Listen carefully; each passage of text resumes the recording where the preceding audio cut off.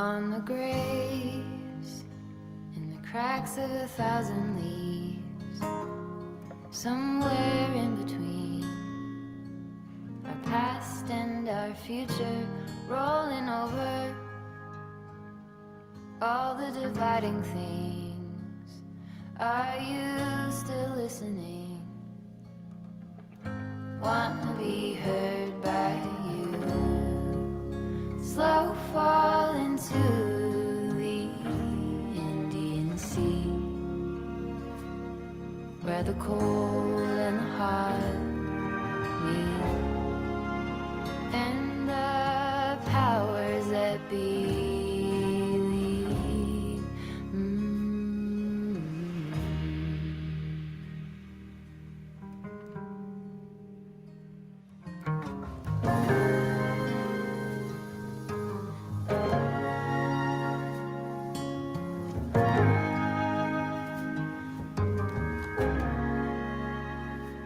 When it's morning and my soul is clear, I look in the mirror and I see that love rolling over. You call me back to bed. I find myself. Well, good morning to everybody.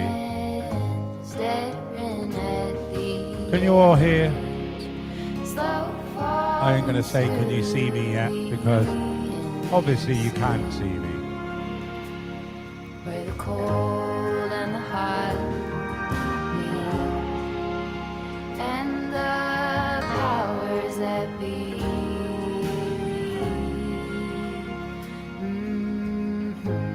Got a few things to discuss. Some anomalies that don't quite add up to me. So we'll just put them out there for discussion this morning. I'm a little bit hoarse, as you can probably hear in my voice.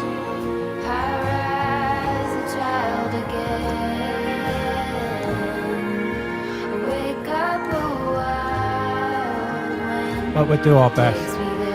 We'll try and work around it.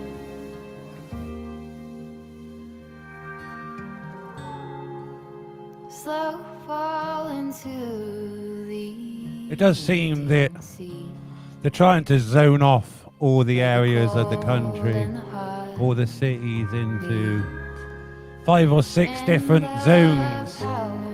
A lot of the country is actually starting that now.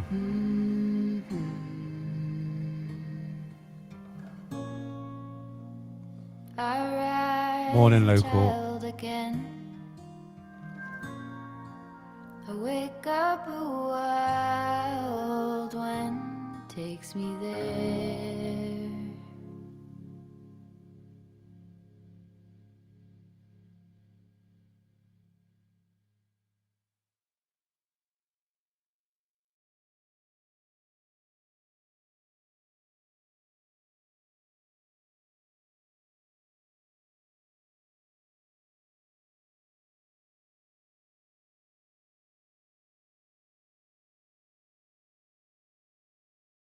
The mainstream media doesn't want to bring you, but they don't actually bring you any sort of news. And I gotta tell you folks, I don't believe what I'm seeing. Take it easy, friend. Tyrant Finder UK. It's the President of the United States. Tyrant Finder UK. The price of victory is sacrifice. If a man has something to say. Pick up Tyrant Finder UK. The government fully aware of the situation. It is a strange place.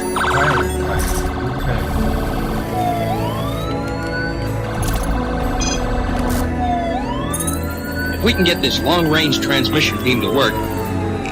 Now we return to the regular news items prepared for this broadcast. Right then, let's get into it. Good morning, everybody. Let's see what we got in here. And Teflon,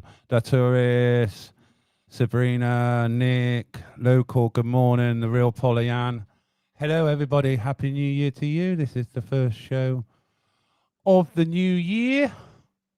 Few things, not adding up to me. Find out a little bit of information. We can now start preempting things now. Well, even though a lot of us already preempt things already. So how is everybody? Right. I've had a a little bit between me teeth, and I've been trying to find out who has been buying all these hotels.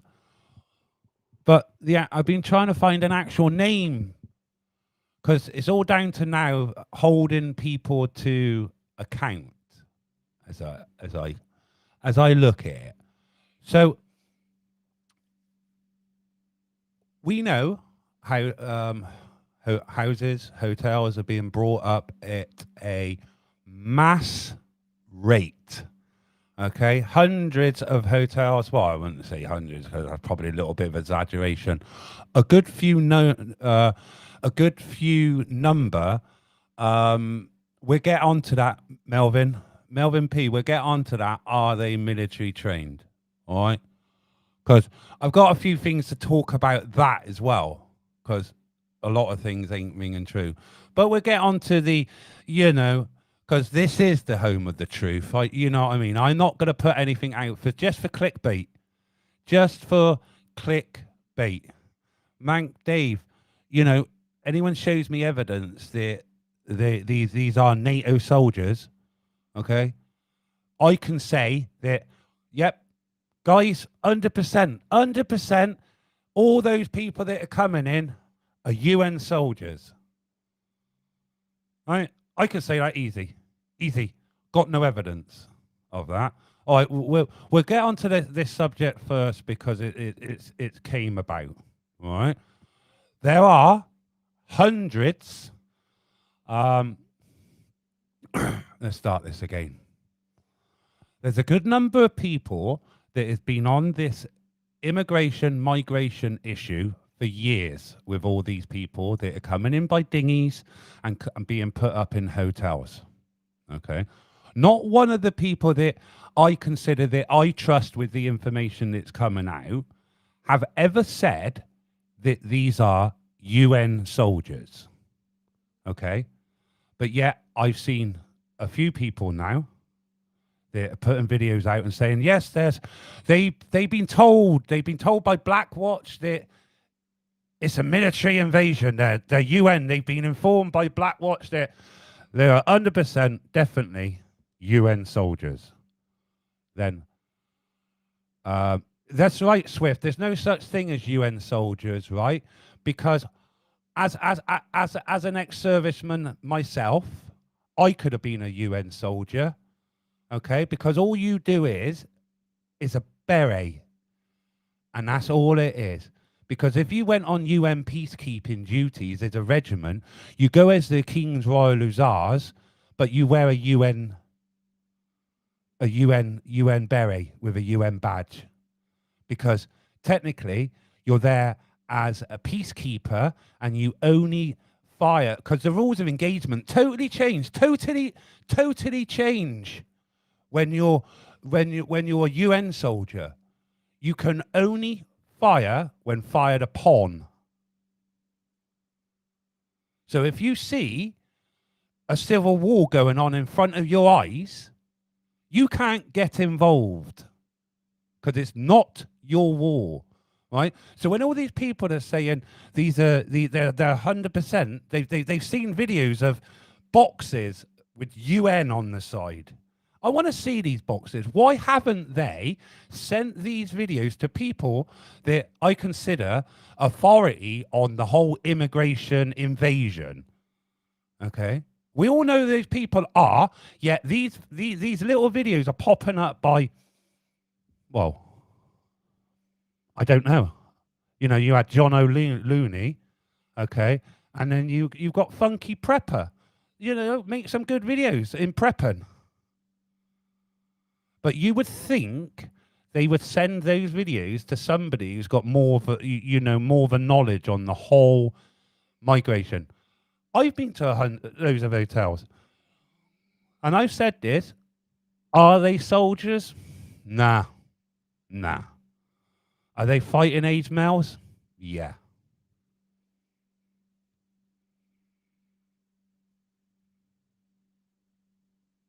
So, to me, unless the likes of Yorkshire Rose, Active Patriot, or anyone else like that comes around and says they are UN soldiers, here's the evidence, because I fucking hear it all the time but never see any evidence.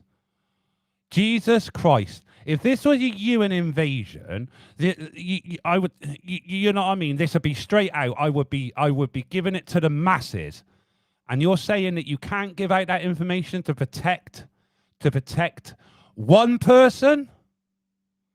You're not going to put out that information to protect one person, yet how many fucking million people do you have in the UK that you need to protect? Full of shit. End of story.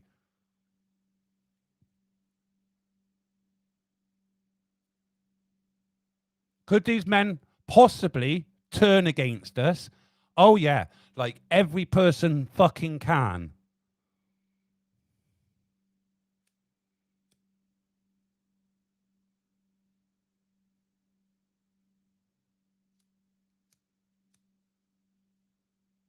And people worried about fucking censorship, when independent channels like myself puts out everything they fucking just hear and see without checking it out.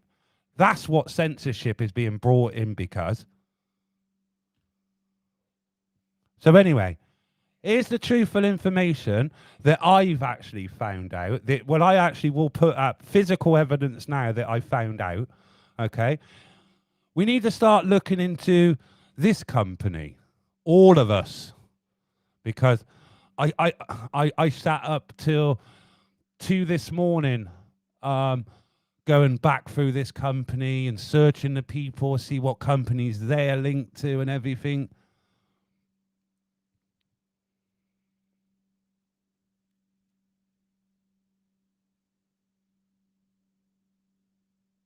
This is it, Swift, right? A lot of the Afghans, right, were interpreters, yeah? So obviously, they're not safe in their country because a lot of them, you know, helped the British, were interpreters, used to go around to go around to all the shurahs and things like that when they used to meet the tribal leaders and the elders of the villages, right? These people are not safe. And when they say we worked with the British Army, to me, that's more than like they were interpreters or they did something during the war, like that. That's to me.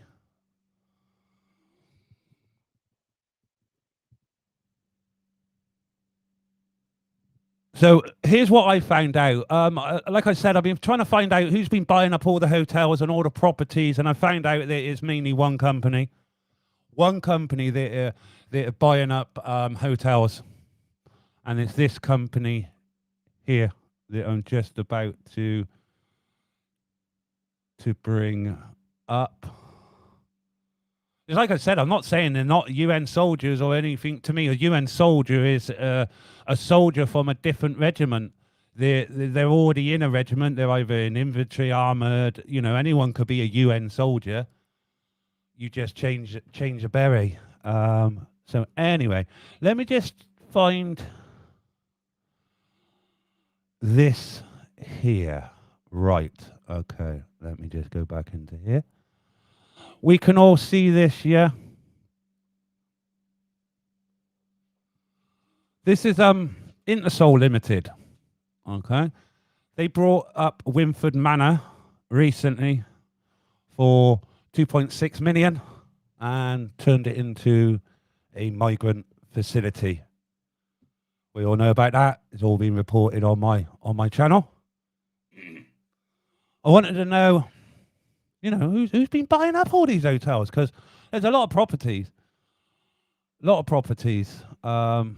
that have been taken up.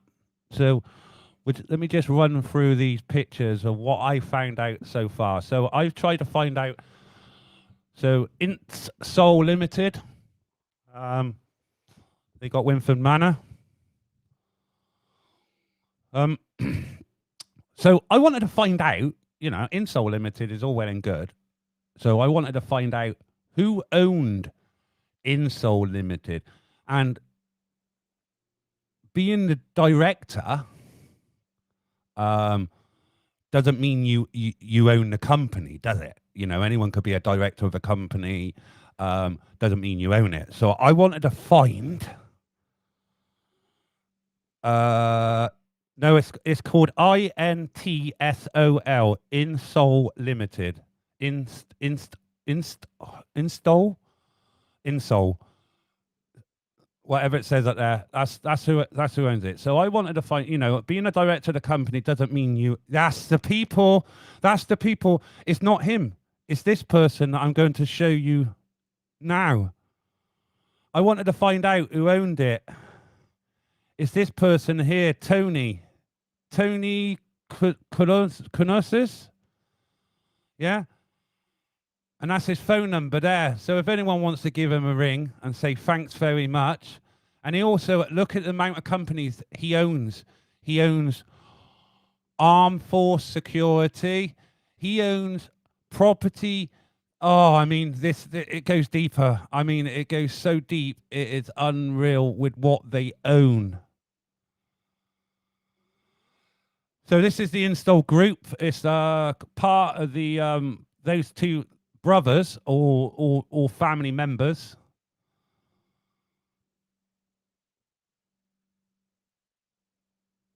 And he's offering free lifts for the residents because they had the number 50 bus. They had the number 50 bus stop from their local village. So the new owner, who's brought up not just this hotel, he's brought up Tall Point Hotel in Torquay, Tall Point. Tour somewhat or other, and he's also brought a Best Western Hotel. Hang on.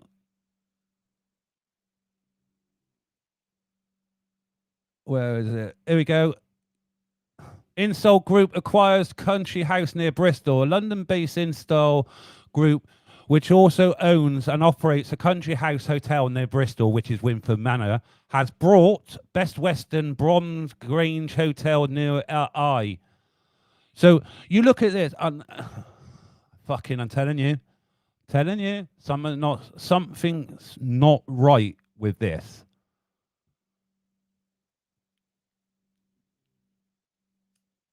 Also owns Armed Force Security.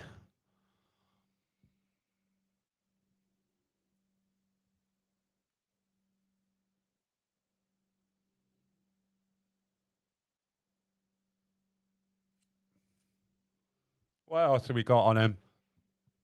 So there again, there's old his name's Antonio something or other Kunis. But you know, and he's going to be Tony for sure, isn't he? If he's an Antonio. So I've gone on to Company's House. They own multiple companies, multiple.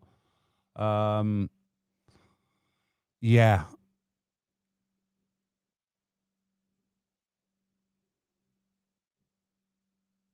Tony the Don. So we'll give Tony a ring. Can you all, you know what I mean? Just say thanks to Tony. And say thanks to Tony for laying on the bus as well. Thanks, Tone, for laying on the bus. But there's some underhanded shit that your company's doing, I think.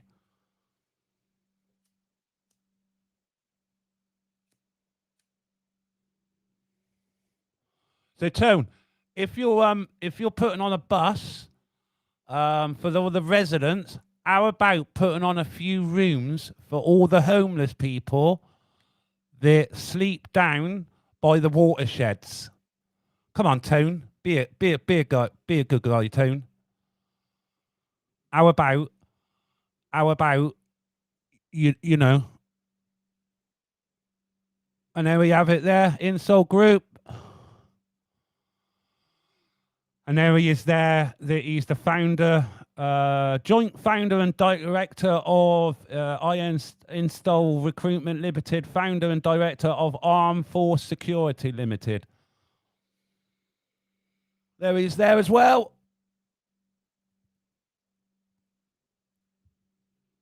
He's like Georgie Porgy.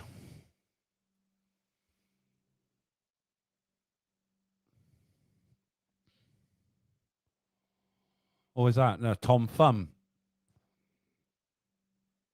He's one of them anyway.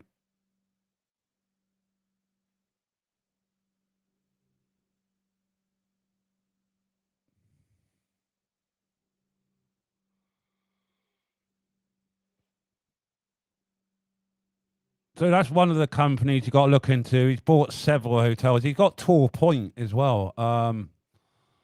There is a hotel called Tor Point. Tor Point. Somewhere down south.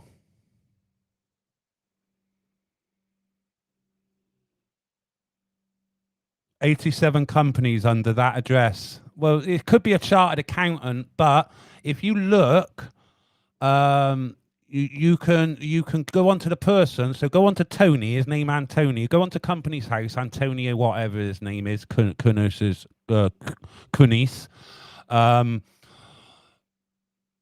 Then he's just bought that hotel as well, Miss J. He's just bought that hotel. Well, his company has. But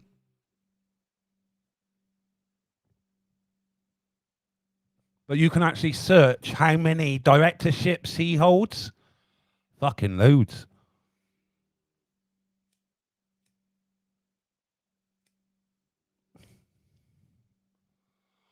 This is all public knowledge.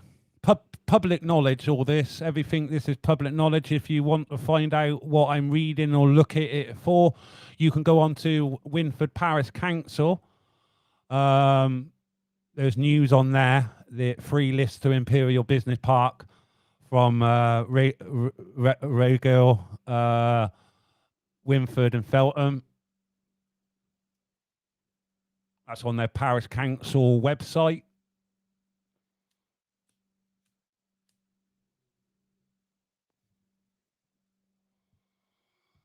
So I've been on this for fucking months trying to find out who owned it. So thank you to Winford Parish Council, because like I said, being a director of a company doesn't mean you own it. Right? And I needed to find out who the owner was. And it clearly says the owner of Winford Manor. So you can ring up Tony. Any questions, please ring Winford Manor or Tony. Not a coincidence, is it?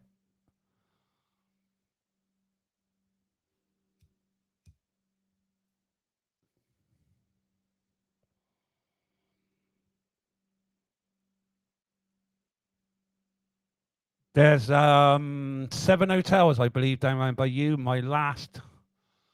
I was looking last night. Got to find the information. Let me find the information. I did take loads of screenshots last night. Got to find it now.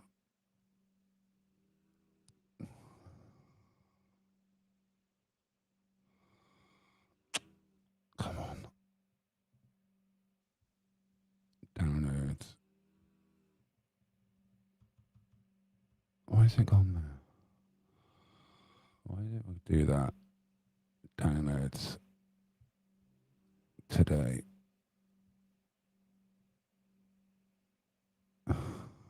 Right. I've seen that. Why is it going there? Recent again. Downloads I want to see.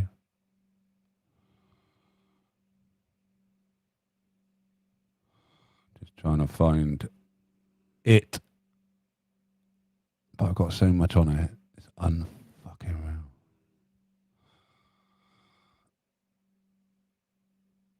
real.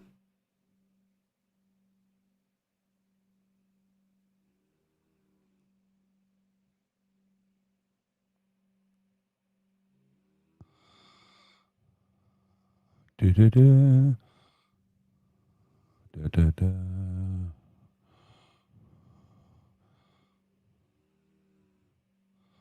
So there's that. I've got loads more. I've got a lot more. Oh, come on, you fucking bag of shite. So he must have quite a bit of money, or he's heavily financed. Heavily financed. Anyway, morning, Indy. You know, like I said, I'm no good. You know, I just stumble across things, and you know, and I don't say I'm the best researcher. I certainly don't put out anything that's bollocks. Again, anybody that's got UN soldiers being unloaded into migrant hotels or got any evidence of it, my email address is contact@tyrantfinder.uk. Drop me a message on there, because I'll or join my Telegram channel.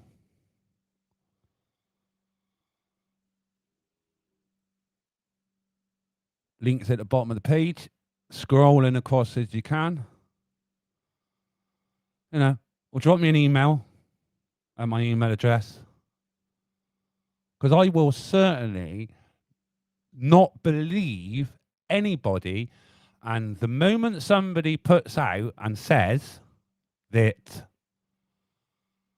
I've got evidence, but I can't show you, then sorry, I'm calling you out to be clickbait, and I'd best stick to what you're good at and not try and clickbait just to get your views, because I think that's exactly what you're doing now. Because I did comment on somebody's comment to them and it disappeared. And I didn't swear in that comment because I know YouTube takes away comments for swearing and everything. And I didn't. And it got deleted.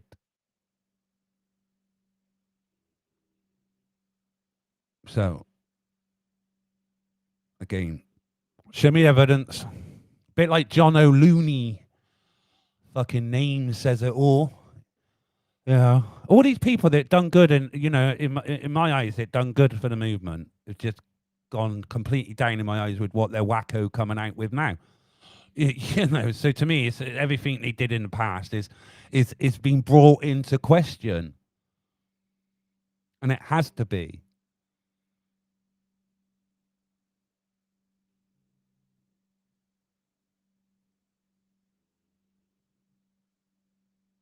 Let me just drop that link to somebody if they're around.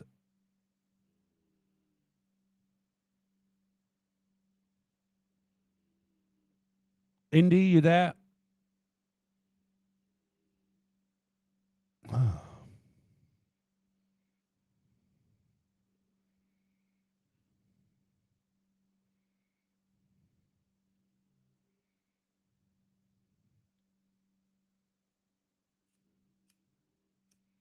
Yes, I think he has, Nick. Unfortunately, I think you are 100%. Takes 100%. Yeah.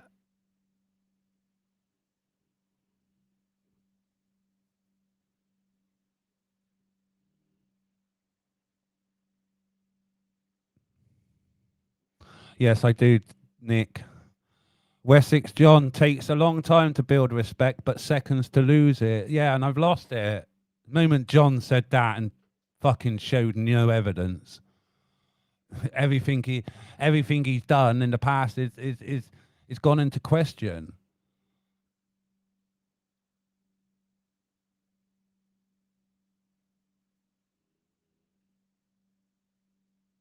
This is it, Swift. It's all done. So to me then, right, if they've got to embellish it, right, they're not really in it for what people, you know, they say they're in it for. If they got to embellish the truth, it's like you said, the reality is bad enough.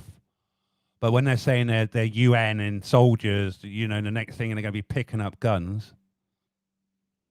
Yeah, I don't know.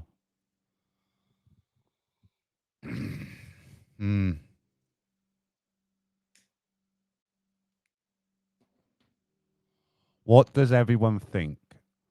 Bring the comments up. What does everyone think? Let the comments pop in.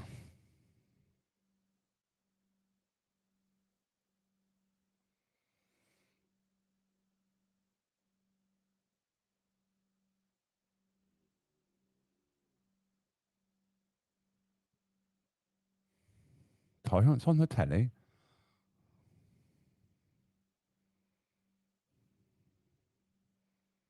Oh, yeah. Okay, no. You're responding to it. Yeah. Morning, bad attitude. Happy New Year to you.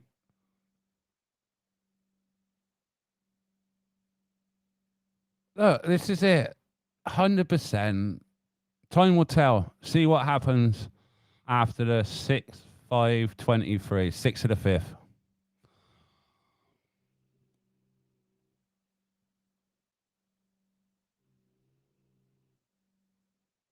I seen something fucking brilliant yesterday. Gotta play it.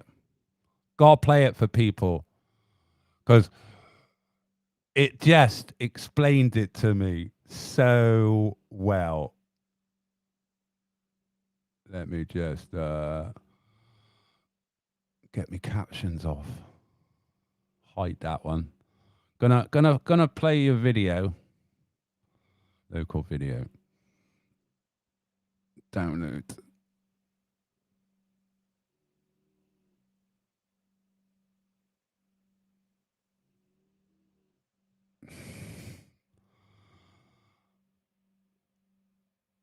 This is immigration explained with gumballs.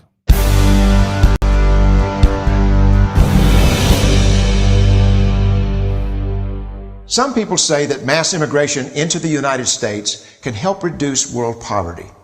Is that true? Well, no, it's not. And let me show you why. This gumball represents the 1 million legal immigrants that the United States has taken every year on average since 1990. Now, who in the world deserves our humanitarian compassion? The World Bank has one measure of the desperately poor of the world. They make less than $2 a day. And how many people make less than $2 a day in the world? We'll start with Africa. In Africa alone, there are 650 million people who make less than $2 a day. 650 million. And in India, another 890 million people, desperately poor. China adds another 480 million people, making less than $2 a day. And unfortunately, the rest of Asia has a heartbreaking 810 million people who the World Bank says make less than $2 a day. And finally, there's 105 million of Latin America's population that are desperately poor. All told, the World Bank says there are 3 billion people in the world. 3 billion people who are desperately poor, making less than $2 a day. That's 3,000 gumballs. And every year, we take 1 million and suggest that we've somehow made a humanitarian difference. Of course, We don't pull our immigrants from these desperately poor populations, do we? These people are too poor, too sick, too disconnected to make it here as immigrants. We tend to pull our immigrants out of the better off poor of the world. And Mexico tends to define the type of immigrant that we bring here because the plurality of people come from Mexico. And Mexico is poor. How many people in the world live in countries that have average incomes lower than that of Mexico? And the World Bank tells us that that number is these 3 billion plus another 2.6 billion people. 5.6 billion people in the world who live in countries with average incomes below that of Mexico. That's 5,600 gumballs. And so what is it that the elites are telling us? They're telling us that when we take this 1 million immigrants, that we somehow or another are tackling world poverty. And we have to do it regardless of the effect on our unemployed, the working poor, the most vulnerable members of our society, regardless of the effect on our natural resources. Even if we went by the most radical proposals in Washington, which are to actually double our immigration to 2 million a year, which would totally overwhelm our physical, natural, and social infrastructures, we couldn't make a noticeable difference. And we may be really hurting the impoverished people of the world because the million that we do take are among the most energetic, often the better educated, certainly the most dissatisfied people that if they did not immigrate would be the agents for change to improve the lot of all the people in these countries. The true heroes in the global humanitarian field are the people in these countries who have the wherewithal to immigrate to another country, but instead stay in their countries, to apply their skills to help their fellow countrymen. Unfortunately, our immigration system tends to entice these very type of people to abandon their countrymen. The impossibility of making even a dent is actually worse than it looks here. Because last year, when we took 1 million immigrants, these countries added, births over deaths, 80 million more people into the impoverished population. And this year, Congress is bringing in 1 million legal immigrants. And this year, according to the United Nations, these countries are expected to add another 80 million people. And next year, you can be quite sure that Congress, unless stopped by the American voters, will bring in another 1 million immigrants. And these countries, unfortunately, will be adding another 80 million people into these impoverished nations.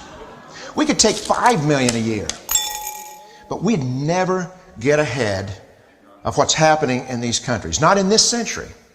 Don't you see? Immigration can never be an effective or significant way to deal with the suffering people of the world. They have to be helped where they live. 99.9% of them will never be able to immigrate to a rich country. There's no hope for that. They have to bloom where they're planted. The only place that 99.9% of these people can be helped is where they live. Let's help them there.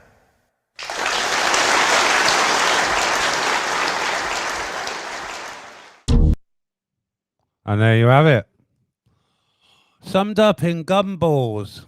You can't help them when they're in our country. You're just going to fuck our country up. Better off helping them where they are. Simple as, isn't it?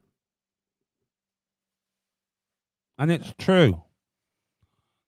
The people that we are helping are more the able-bodied people that are quite capable of staying in their own countries and rebuilding it. Yet, they just want to come here for the easy lifestyle. End of story. And I've said it. I'm not against immigration at all. I believe you should be able to go wherever you want to go. But there's a legal way around it.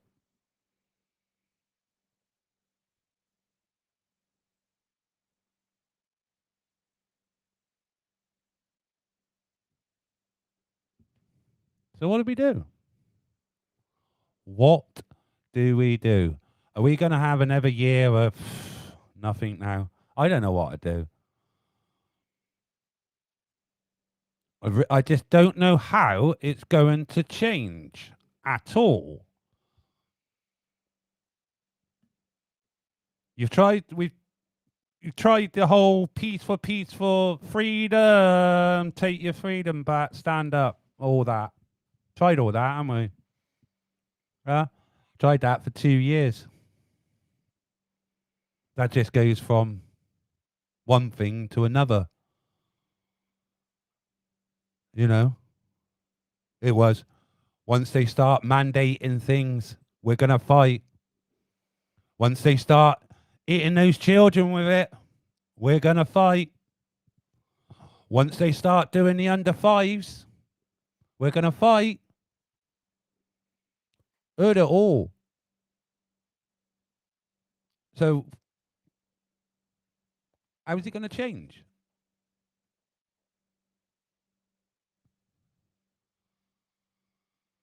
You know, because the sad reality is, right, the way I see it, the sad reality is, it never is, isn't it? Because I'm just one person. I've stood up, you know, been attacked by the state. I don't say the right things anymore, so clearly don't get the following of people because I'm not telling them what they want to hear. Because I just see it as reality, isn't it? It's never going to change unless we all stand up and fight.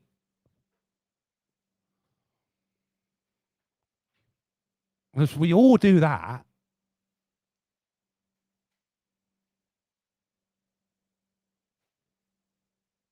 if not, we just have to get on with our lives and make sure when the time comes we can keep our own families safe, isn't it? Our immediates. Because when the shit hits the fan, if it hits the fan, that is, I can assure you, all these people that have said that they've got your best interests at heart and, you know, we're going to do this, we're going to do that, we're going to do the other, right? And they're going to be nowhere to be seen anywhere. I got Mr. Boomer. Good. Happy New Year to you. Happy New Year. Hello, everybody. You are behind the Iron Curtain.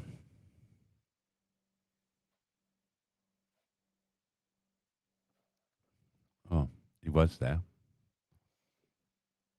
Oh, he was. Now he's gone.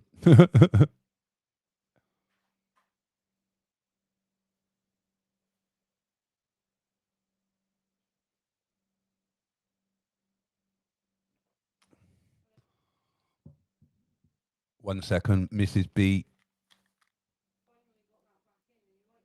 Yeah, I like that one. Yeah.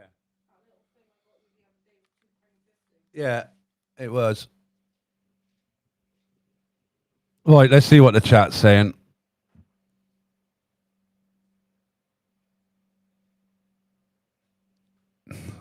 Here he is. You might be having connection issues. Hello. Yeah, he's behind the Iron Curtain, isn't he? He's in that Faraday cage. I ain't got no Russian music. Hang on. Let's try and find some fucking Russian music.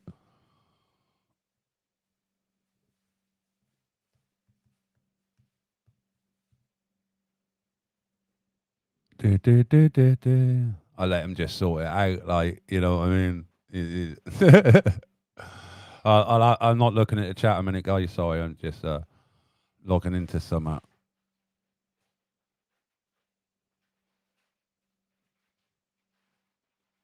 Probably won't let me have this type of music now.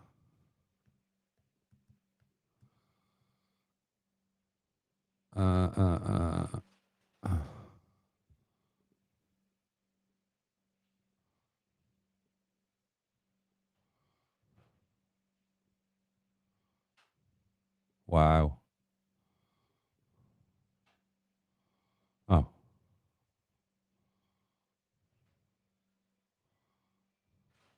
That'll do. That'll do. Let's get on a sound pad now. I just talked to myself, people. Sorry. You know,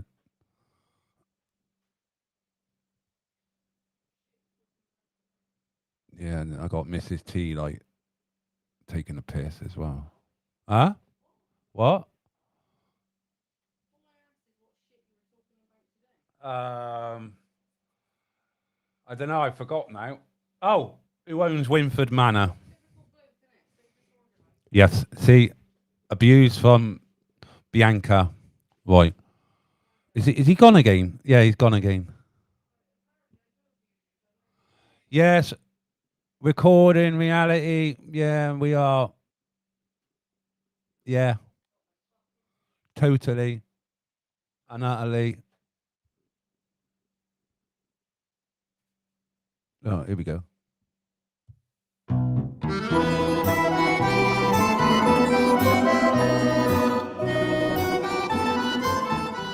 This might entice Boomer back in.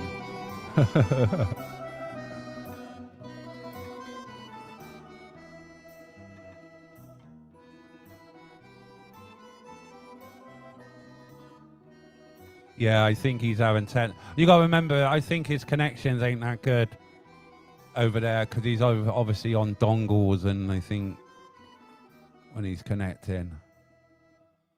But saying that though, normally when we talk, we have a better conversation. It don't normally cut out.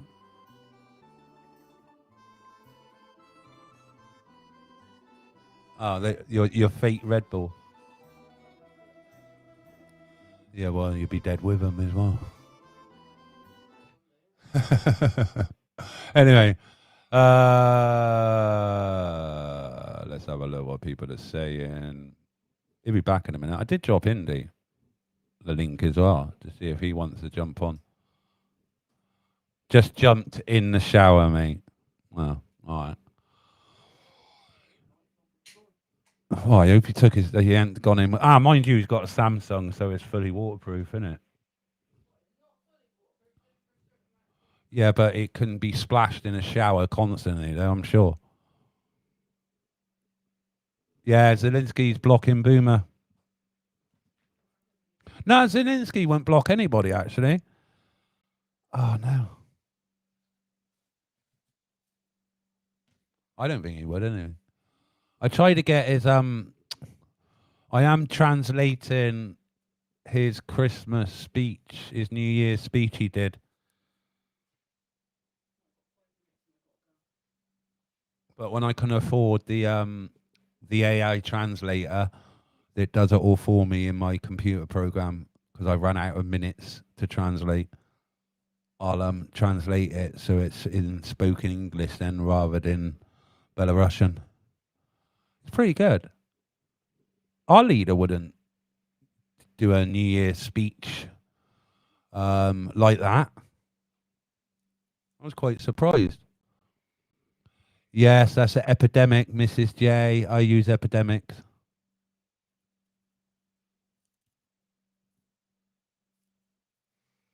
But the problem is if I stop paying the Epidemic subscription, all my previous videos that I've used Epidemic music could possibly then be rendered not copyright strikes, copyright claims, so all the revenue goes to fucking them. It's mental.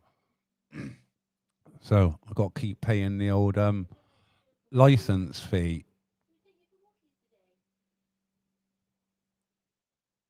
Hello, Min. Here he comes.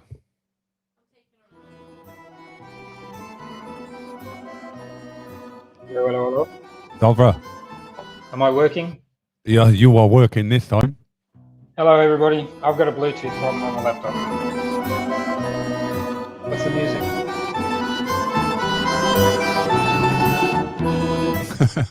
What's the music?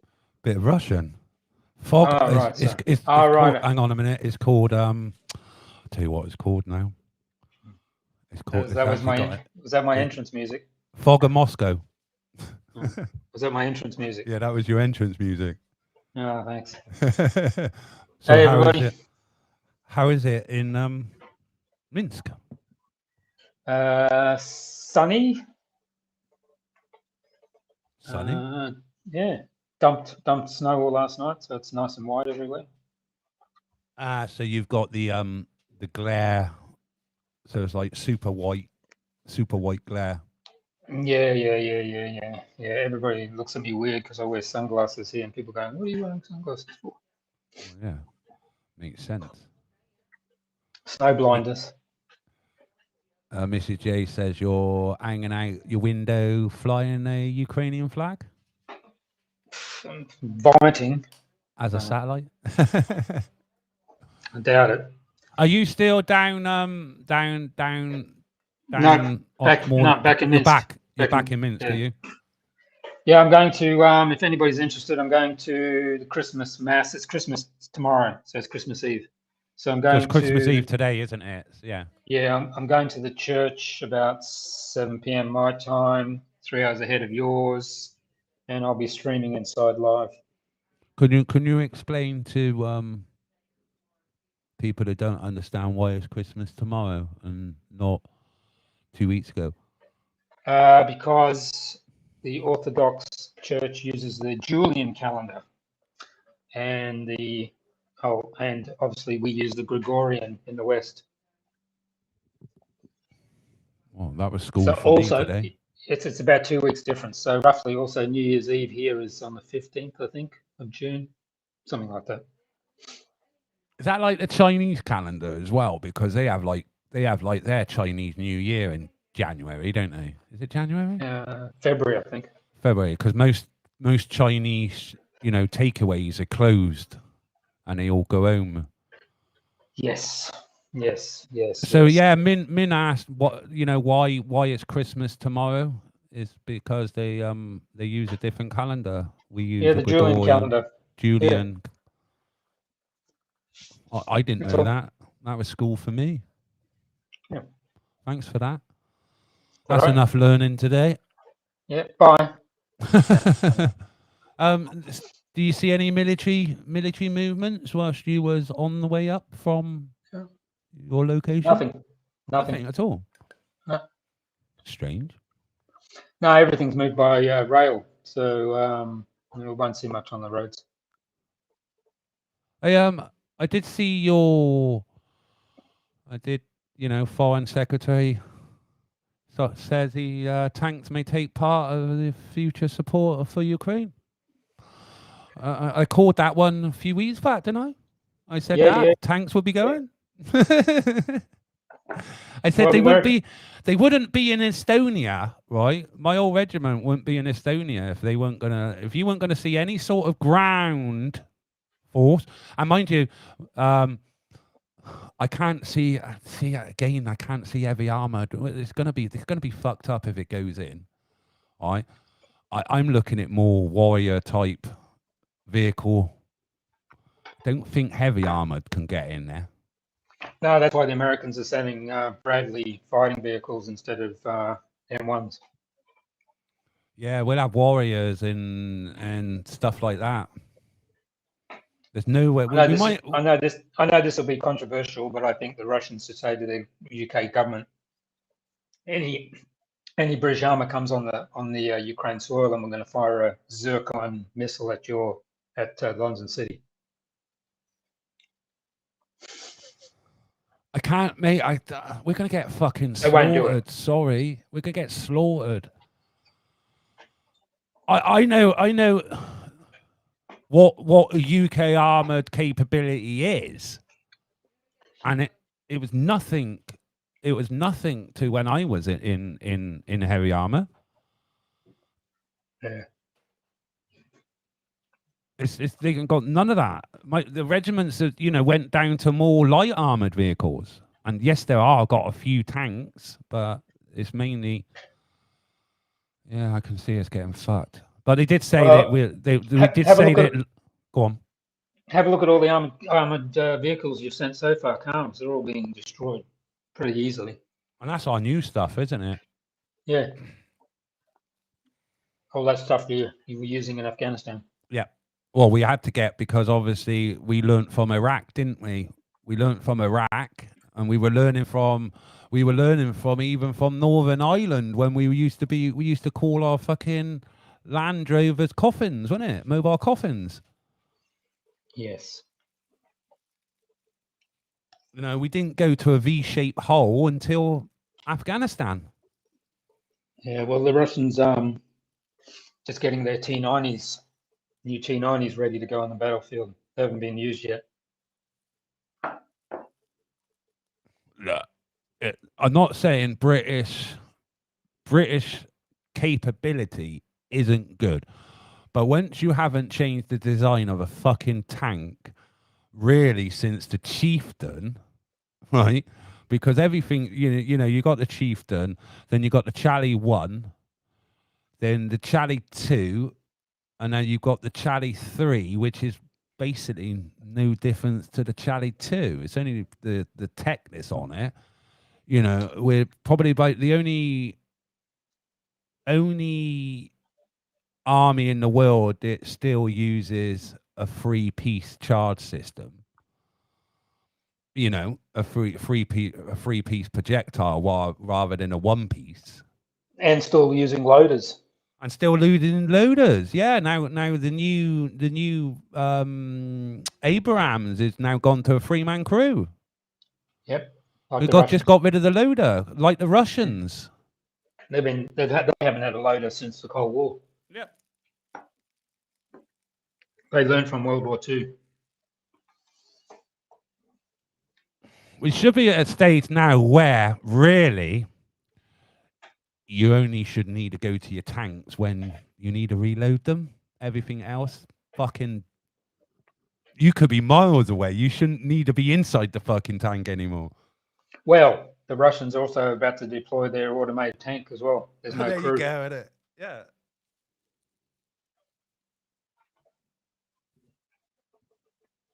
I'm not saying our tank ain't good, but when we first brought out the Challenger 2, right?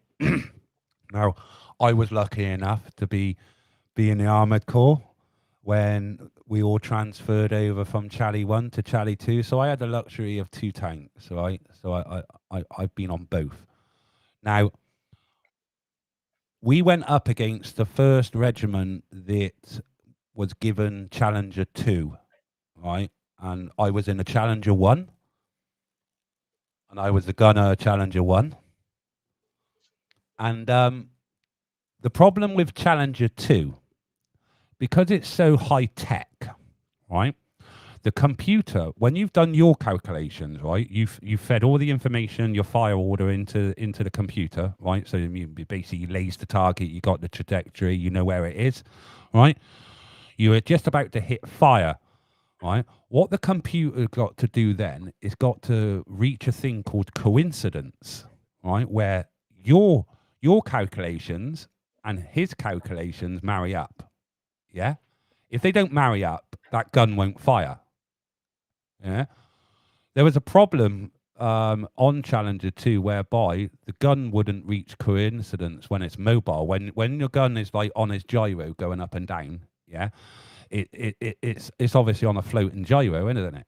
So it can't reach coincidence. So Challenger 1 tanks were taking out far more Challenger 2 because it didn't have the computer technology on board, so it didn't need a reach coincidence to fire the gun. So, you can have all this high-tech shit in the world. A lot of it goes wrong. Well, that's why they don't really want to say it's send the M1s, because they break down a lot and they'll be seen to be a piece of shit and they won't be able to sell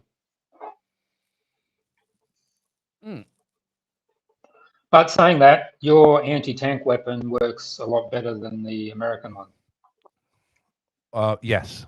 What our I don't know. I don't know what it's law? called, but Law? yeah, that one. Yeah, it works much better than the American version. Yeah.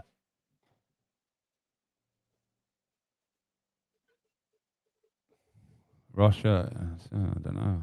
He's obviously in active service. I don't know who that is talking about.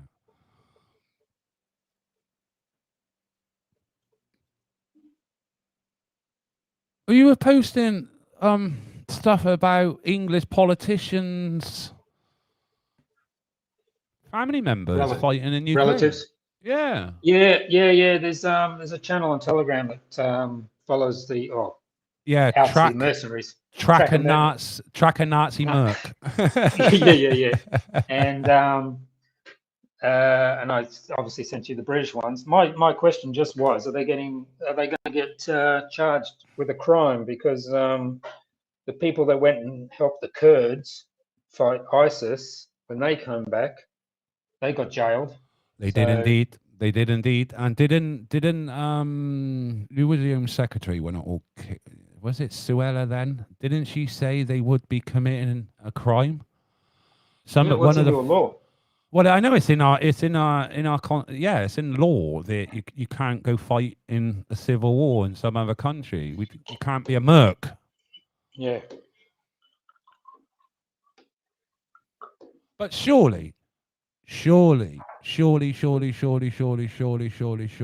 any British citizen fighting in that war is an act of war anyway. Got to be. Well, supplying weapons would be an act of war. Well, I've said that all along. To me, I'm sure the Geneva Convention has already been broken when it's regarding getting involved.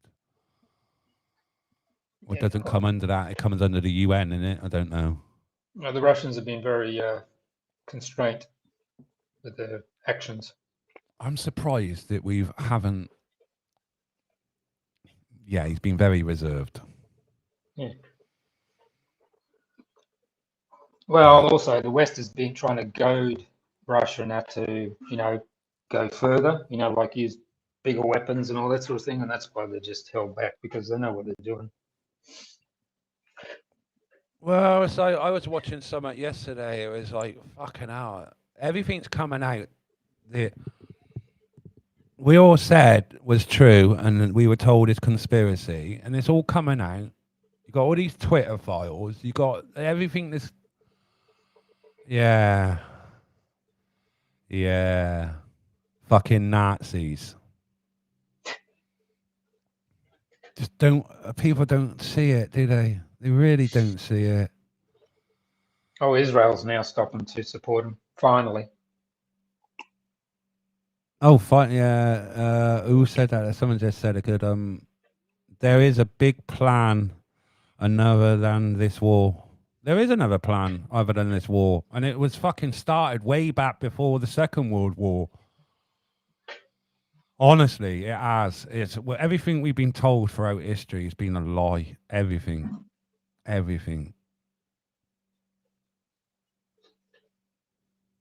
Yes. Nazis or Jesuits?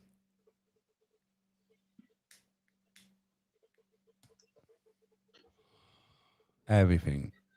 Yeah, well, Lukashenko flew down to Brest today to have a look at all what's going down there, because they just got armored vehicles from Russia. And what's the new helicopter Russia's just took charge of? Mind you, they've just took charge of their new fighters as well, haven't they? Yeah, there's a lot of new weapons coming on stream, and here's the difference in Russia and the West. Western armament factories are for profit. Yeah. Russian ones are state-owned, and they've got huge capacities which they don't use. It just sits there. It's very, if you're trying to make money, they don't make money. But when they need to ramp up production, they can, because They all can. that stuff is just, all those machinery is just sitting there, and all Yeah. those people are ready to go. So. Yeah, they just, Russian aerospace forces reportedly received the first batch of upgraded Ka-52M combat helicopters numbering 10 units. It looks quite a fucking tasty helicopter. Yeah, well, they learned a lot in Syria while they were helping there, because essentially the Syrian war's over, and Turkey, Syria, and Russia have now been talking, and they're going to get rid of the US in the north has been just stealing oil constantly from Syria. And I'm just trying to find that other one. You send me so much. I follow those Slava ones, and you get a lot of good stuff from these foreign sites that you don't hear. Yeah. But like I said,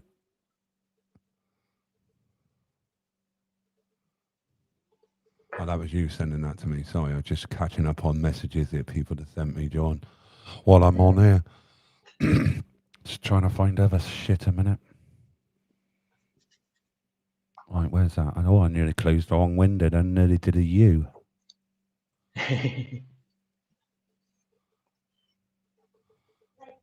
Oh, yeah, I don't know. People, I mean, my tweets and all that shit don't go out. I follow some real obscure Telegram channels, like from all over the world, like not even in my language. Like, you find out, because obviously you can't trust any fucking Western media bollocks. Why trust news reports from a media outlet that's not even in the country? It's bizarre me. I'm shocked. I'm shocked. You don't trust the BBC? No, mate, I'd rather follow people that are actually reporting on the fucking ground and unedited. Yeah. Anyway, I've downloaded some videos that I'm gonna play on and one. Well, I'm on the way out anyway. I just popped in to say hello. So. Oh, here it is. This was I'll read the description in a minute. I'll have to read it because I can't remember it fully myself. So before you start, go on. Before you start, I've got to go. All right. So goodbye, everybody. Goodbye. Chat you later. Bye. Goodbye. Have a good one. Right. Let me just get the description of this up. Let me just copy. Oh, live TV, isn't it? Live TV is great, isn't it? Because you're never preset. So it'd be better if I, prepared, wouldn't it? Here we go. I bet you I won't. Bet you it's going to say too many fucking words. Oh no, add. All right. This video it's only a short one. Is this? So we'll start it. Oh, why is it?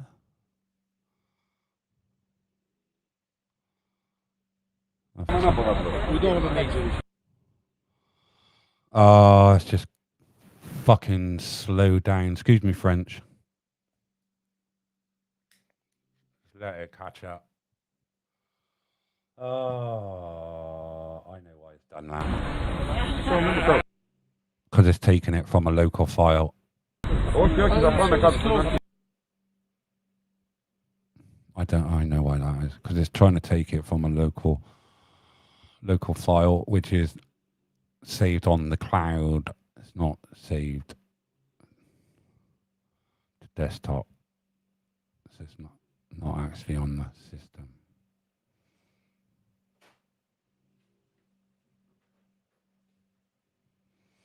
Or it might be my computer just fucking slowed down.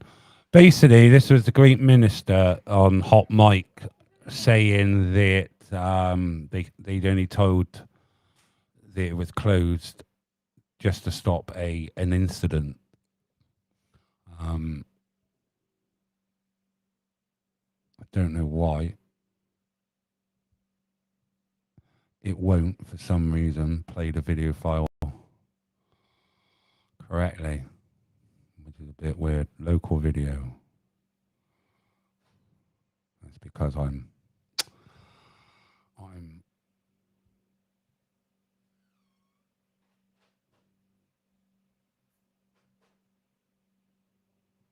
there we go.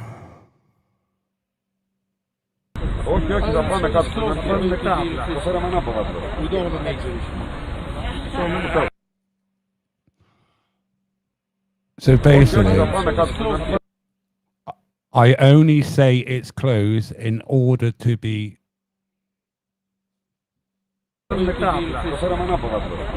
So we don't have a major issue. No, I didn't.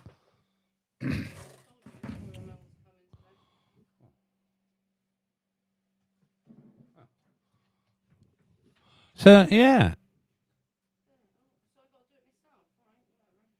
What you got to do yourself?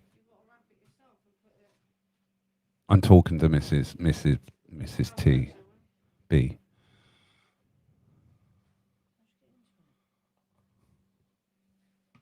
Very nice. She's showing my daughter's birthday present.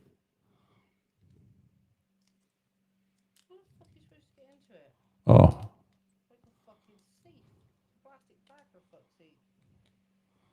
I don't know what's going on here. Hello. Oh yeah, very nice. Oh, very, very, very nice. Very nice. I'm very enthusiastic, darling. Very. I am. It's just that it's just that. Ah, made in Thailand. Oh, okay.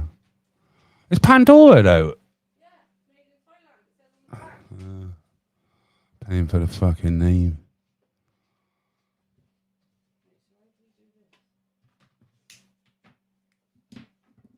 Sorry, guys.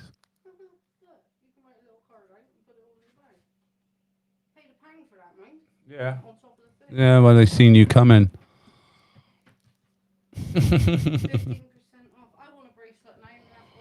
Yeah, you said you want an eternity ring as well. Yeah, and you want a pair of Doc Martens. I want to win the lottery. Would be awfully nice. Be awfully nice. Really? I don't know if you can all hear this, people. I don't think you can. You. No, they can't. They're not picking it up. Are you? Huh? What do you mean? What you said? Giving me grief. See that? Can't afford to keep me. I have to find myself a rich man.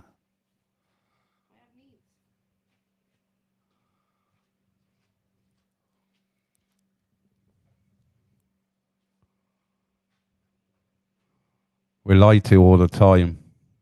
Well, you can hear Swift. Yeah. They can hear. Hear you. Well, no, they did hear you when you was in here.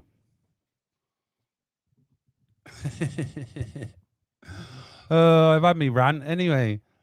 I've had me rant. But people need to go and say hello to Tone.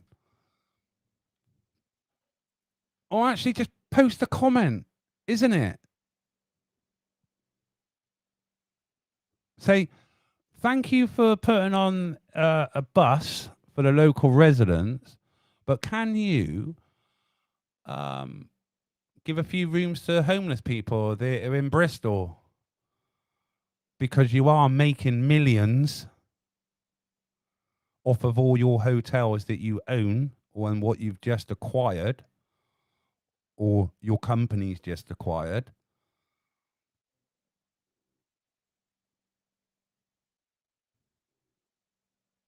You know, want to see your security company. Will that miraculously then be security of these hotels? Who knows if you're not involved in that already? Who knows?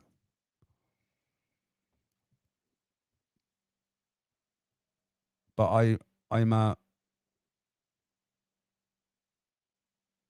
I heard that China were going to claim the moon for its own.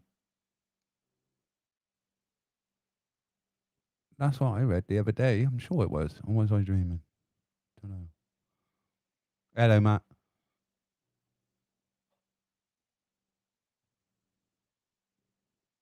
Again, I'd like to see some evidence of this UN army invasion that we're having. Because several people, you know, try to say it, you know, their army now and shit like that. They've seen evidence and hasn't produced it. One person's now gone quiet about it and you haven't seen another video from him. And all the people that did say stuff about it haven't mentioned it since. So to me, it was just another grift for them. You know, because they didn't have the old, you know, COVID. You know, they were scratching it. What their next public grift is going to be. That's what the way I saw it, and the way I saw it's the wrong word. You don't saw anything. The way I seen it.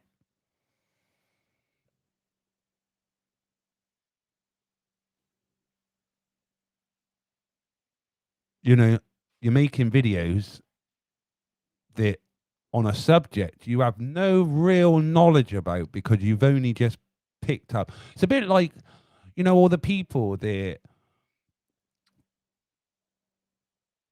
you know, thought the war in the Ukraine started on the 24th of February 2022. You know, it's a bit like all those people that, you know, once you said something that went against that narrative, they jump on board and they think they're the fucking guru on that subject. When in theory, they know absolutely fuck all, and they're thinking, you know what? We're paying on people's fears. Your fears. You know what I mean? It's when people... If you want to make money, I just play on your fear, innit? Play on your fear. But then true people don't do that, do they? They tell you the reality. And people don't like the reality because they're not hearing the fearful stuff. Because there's no... Because people know that they can't... There's only one way to change what's happening, isn't it? It is. There's only one way to change it, isn't it? If you know, you can't beat on and moan about it all the time. If you're not going to change it, is it? And how do you change it? Who knows? I don't know. But I do know protesting like the way we have been and doing what we're doing isn't the way anymore, is it? And to me, right, you start saying, right, and you putting out videos, and we're all moaning about being censored, aren't we? Yeah. Yeah.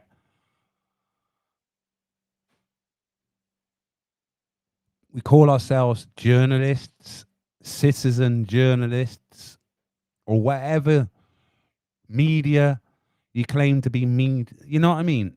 All this stuff. But yet, the moment you hear a fearful thing, rather than investigate, because you know what, I've heard a lot of shit. And that's what it's turned out to be, shit. And that's why I've never put it out. I can put out umpteens amount of fucking videos, right? Playing on the fears of what I hear every single day. And not doing any research or due diligence, and I'm just putting it out there. That's why we're being censored. Regardless of what the reality is, we cannot make the reality any different, can we? And it's bad enough what the reality is already. Swift has said it. But the more we put out bullshit, absolute bollocks, and it takes people that stand up for the right thing to call it out, because if you don't call it out, you have to be questioned yourself.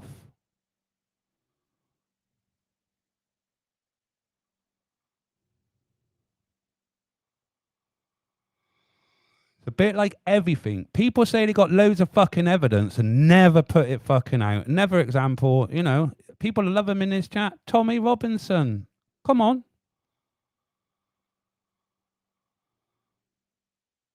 You know, we all seen videos.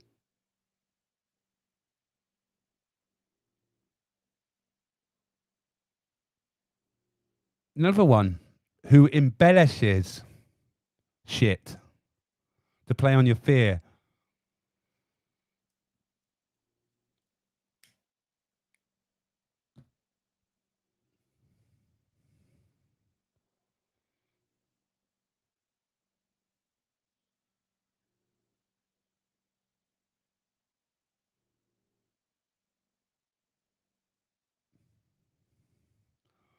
Melvin, yeah.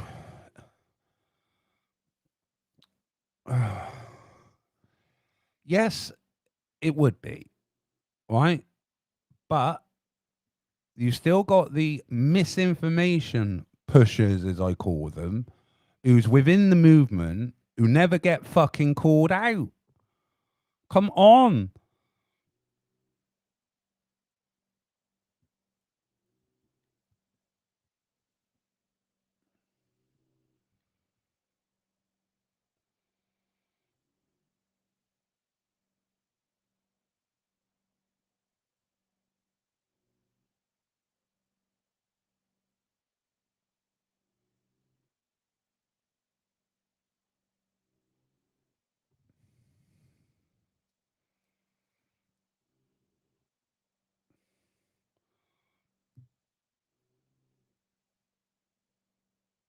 Yes.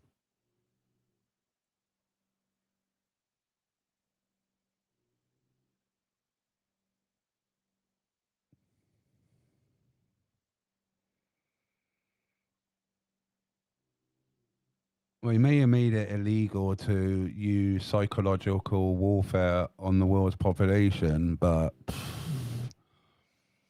it's what Sage has been doing to us, isn't it? And it's what's still happening now.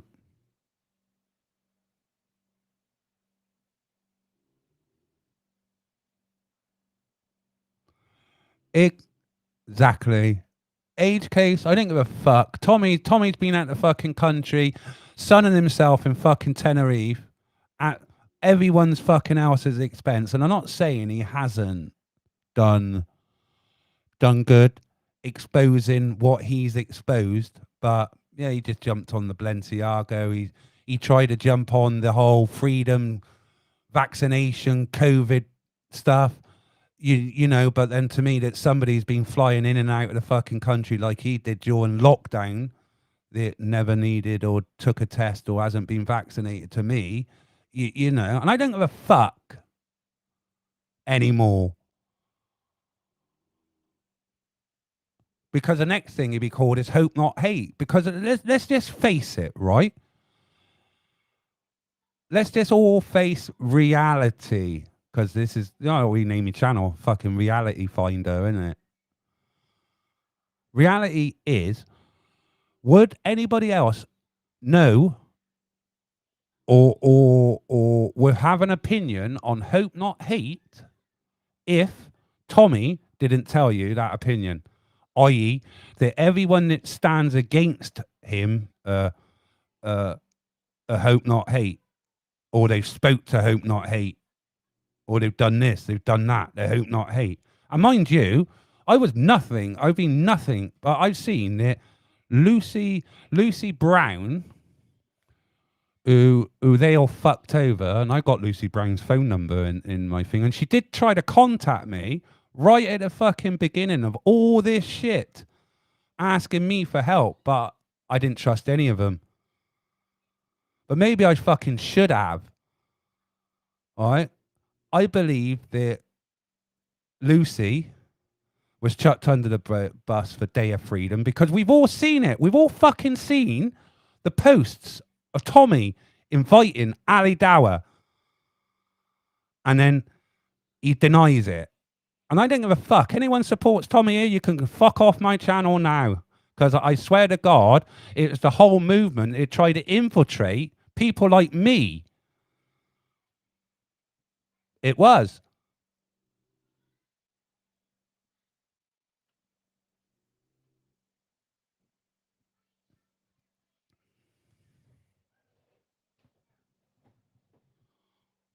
People need to stand up and have a bit of bollocks to stand under their true fucking colours and stop bullshitting where they stand on the old immigration and what they want for this country, right?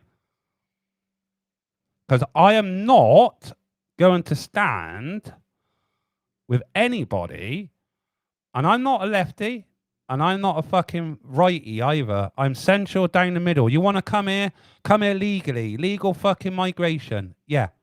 But you want to come here, you want to come and live by English Christian values is predominantly what this country is about. But I certainly wouldn't turn you away if you was from another country wanting to come here the legal route. But there are people out there who falsely say they want that, but don't. It's people like you that are the problem that can't actually fucking stand up with the bollocks and say what your true fucking shit are. You try and infiltrate people. Tell me I'm wrong.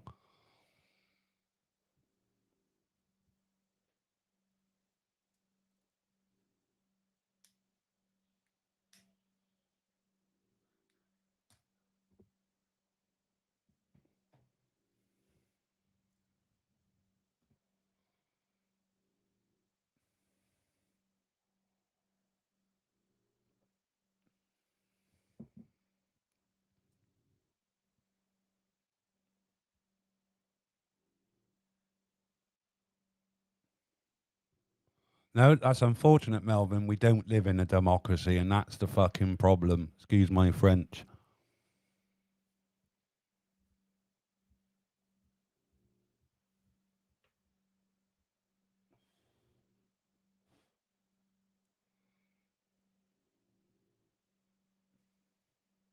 We don't know.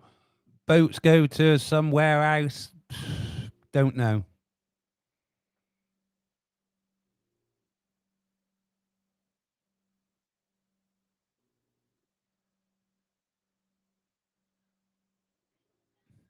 Because the migrants that come to this country are the ones who've got something against their own country, the able-bodied adult males that can make the arduous journey.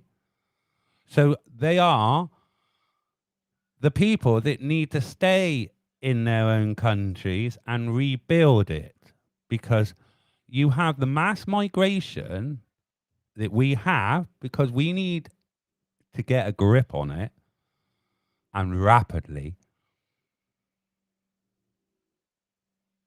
It's not going to change, is it? We have to see the people that we are helping, and like the Gumball Man said, we can far help people better in their own country.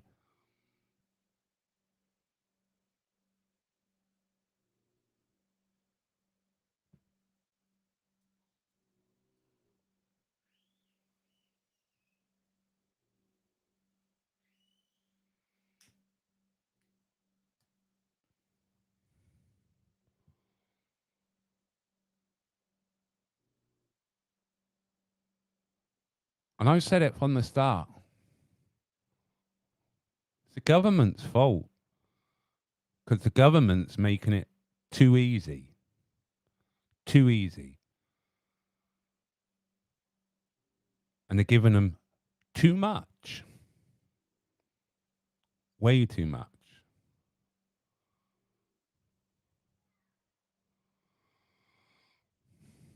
It's not going to stop. Because I'm going to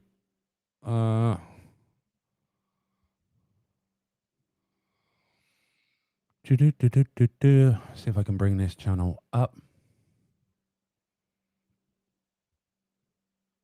Yeah, here we go. Right, we can go on here. Onto share screen. I don't know how good it's gonna.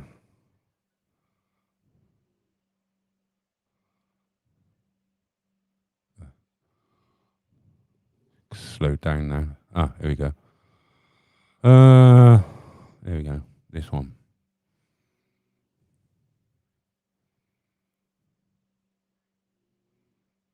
We all see this gentleman here. Let me just bring that up.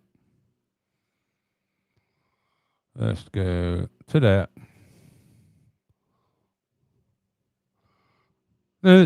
This guy here been having an argument on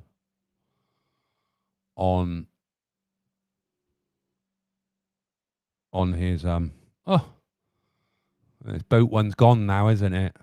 The only one. Oh, lucky.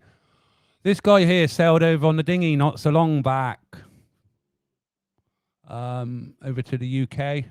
But he's removed the actual dinghy of him entering the country illegally. He's removed that video.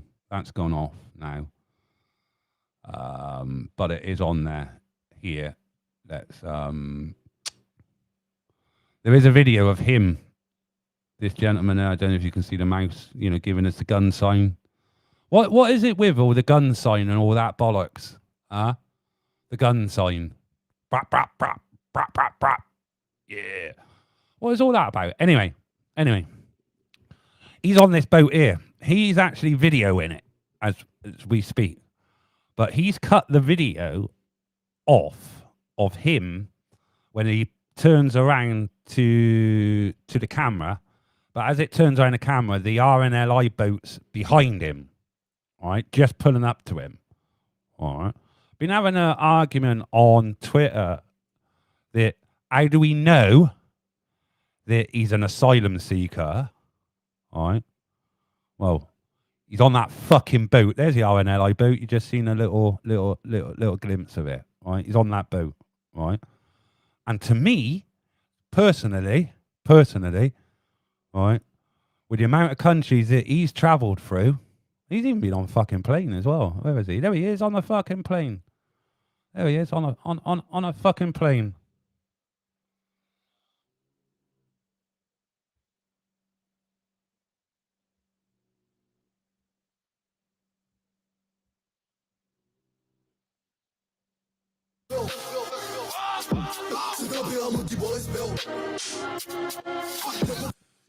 You know, and this is hard done by asylum seeker. Hard fucking done by asylum seeker.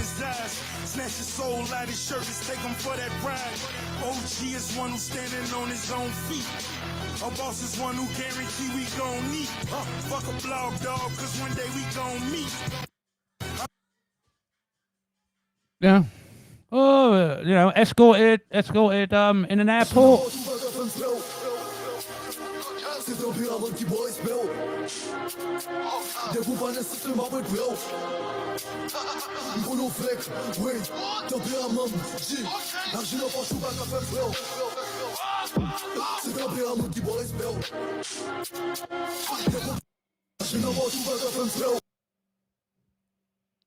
Does this person look like he was escaping any sort of fucking repression?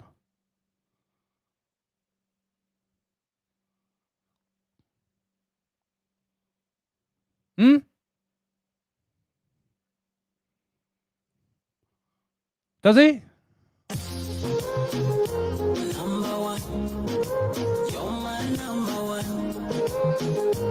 We're fucking having the fucking... We're having our pants pulled down. We're having our fucking pants pulled down. And we are being stuck. Good and proper. Good and fucking hard. We are being stuck. Because to me, That guy there is about as repressed as me.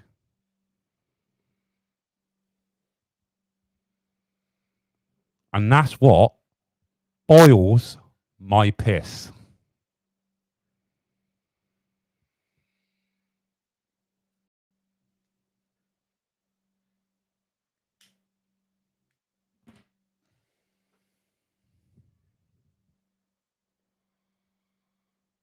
Looks like he was in Italy.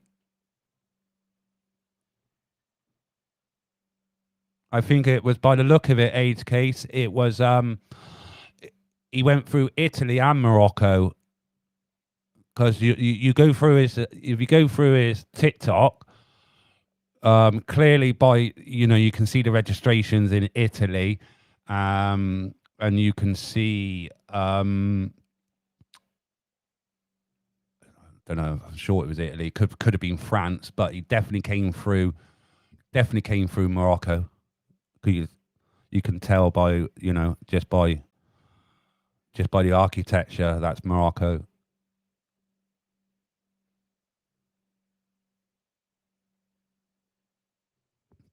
You know, that's why I'm angry. Because there is disabled people back in his homeland that could have, you know, took his place.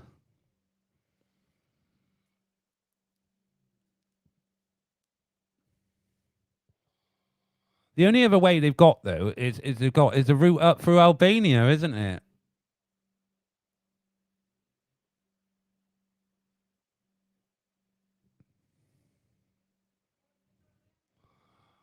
But what these people think, that they're going to come to the UK and the UK is going to make them famous. Jesus, I would love to wear the gold he wears, and, you know, some of his sneakers that he's wearing, they're not off the shelf. They're not.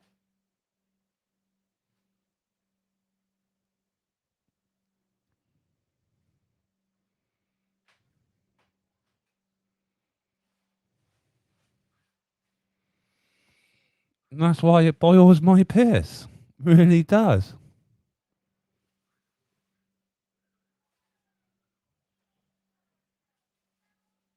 Let's see what the chat's saying. I bet they're not happy, are you?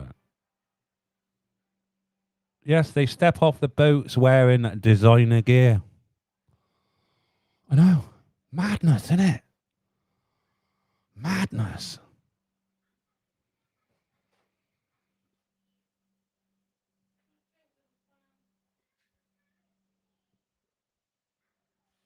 Makes me angry though. Just by just looking at it.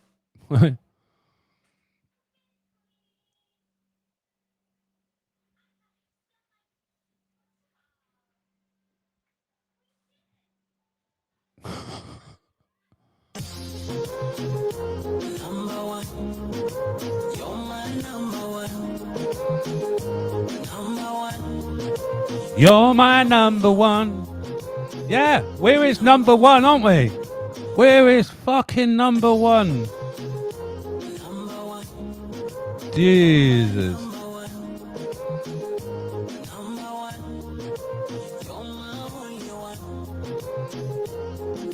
Definitely. Anyway, calm. It's gonna be a little intermission, so I could go and make myself a drink. So what I'll do is we'll have a minute. We'll have a little minute. Come on. My computer's gone slow as well for some bizarre reason. There you go.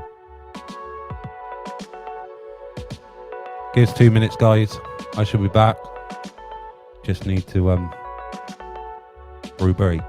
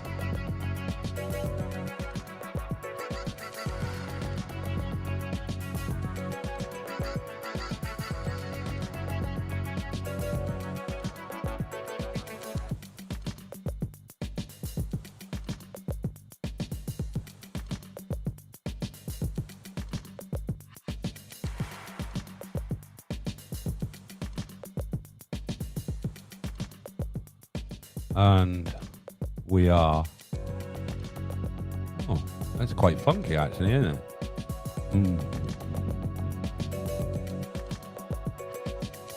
We're back. Hello.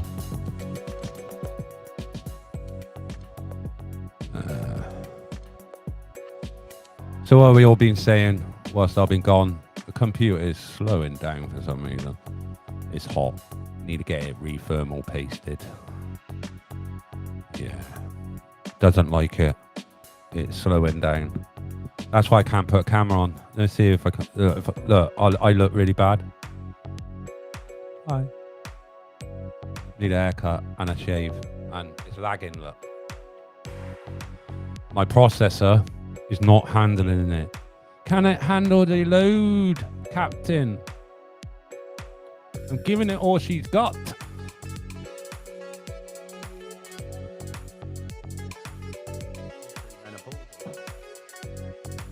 Oh, here she comes, here she comes. Bianca's coming. So I put a microphone on Bianca. She's saying she's hot. She's melting. She's melting. Oh, I gotta give her a microphone because what she's talking about. Oh my life.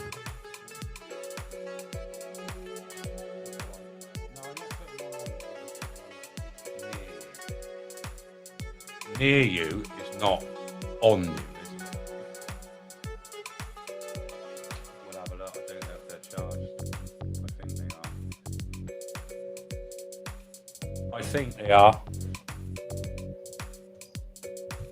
I hope they are.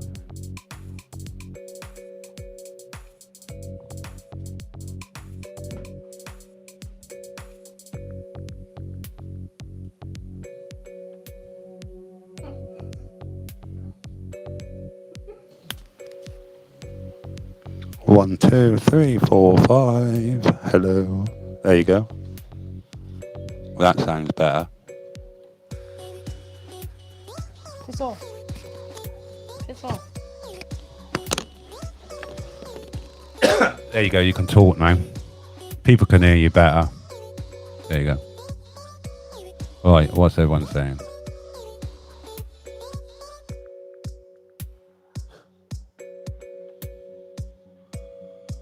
See you later, Stuart. Bye. She's all gone quiet now. Tell Bianca to come to Oz then. Start to warm up now. It's 37 tomorrow. 37. That's nice, isn't it? Too hot for her. Gin, isn't she? So she's just like, I'm melting, I'm melting.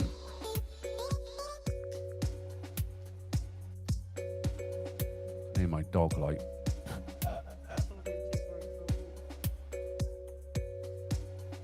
have a look at the chat.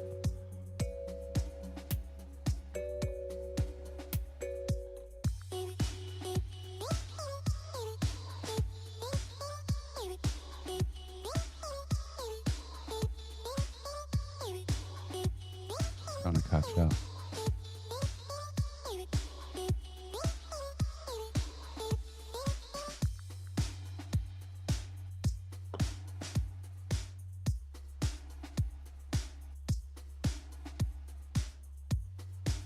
Kenzie. Ah. Well, the only person I know who's called that is Ellie. Oh, he's called Kenzie.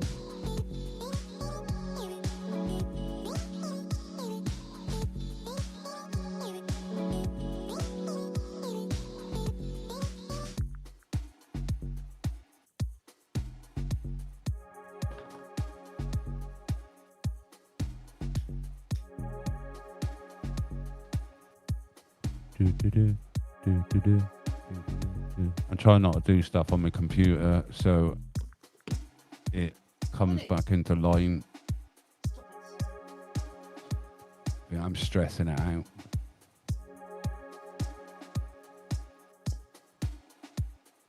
God, 35 degrees Celsius in Queensland. Up at the north.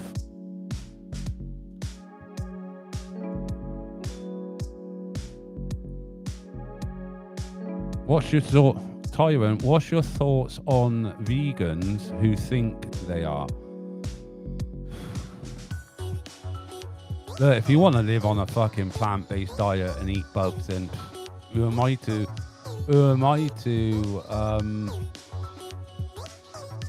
question you? But please don't tell me what I should eat and then say that I'm murdering fucking animals when I eat meat. Sorry. Or I'm raping a cow when I drink their milk.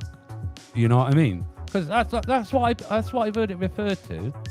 I've heard a lefty referred to a cow being milked as rape. Right? Because she said you wouldn't do that to a human, would you? Milk their tits. Well, I know some men do. I expect a few royals still got a wet nurse. You know what a wet nurse is? That was like somebody who wasn't even a family member used to feed your kids.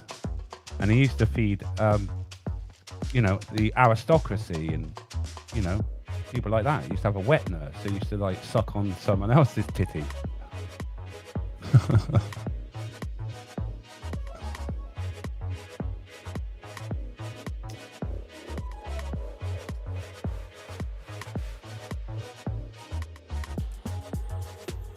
This new look, this new YouTube policy thing, right? The whole swearing and having swear words within the first 30-15 seconds and things like that.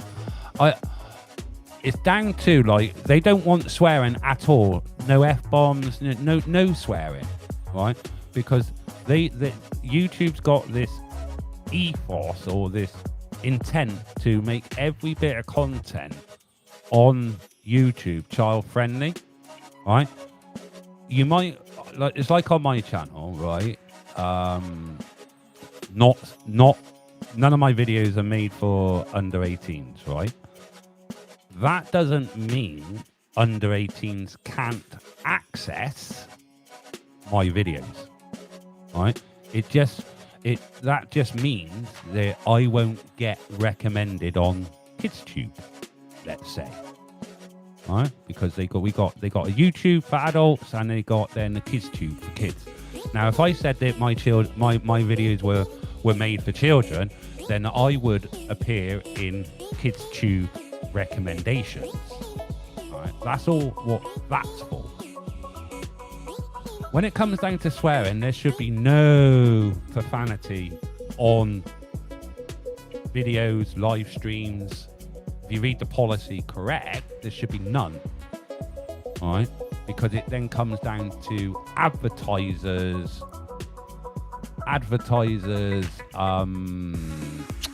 what's suitable for advertisers then? Well, an advertiser isn't gonna want to advertise on your channel if it's swearing.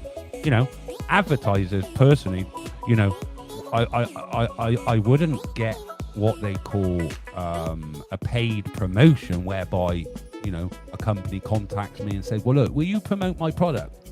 I will never get that on my channel, is because it's not down to the specific video of what you're putting out. It's what your channel is about. So there should be no swearing at all. It does actually state that if there is swearing, you run the risk of the video being demonetized for any swearing, not just within the first so many seconds. Right? So, majority of my lives were never monetized. If I look now on my lives, content, and I've studied the YouTube algorithm, the policy inside out. I read all the fucking updates, and to me there's nothing really changed how it's going to affect me in what I do. Anyway, right. Christmas Eve chat, ineligible. Limited means this video may earn limited or no ad revenue due to content identified as not suitable for most advertisers. Swearing, that's all it is. It's swearing, and that's on most of it. And if you see most of my live streams, especially the ones up in protest in London and things like that, they're all limited.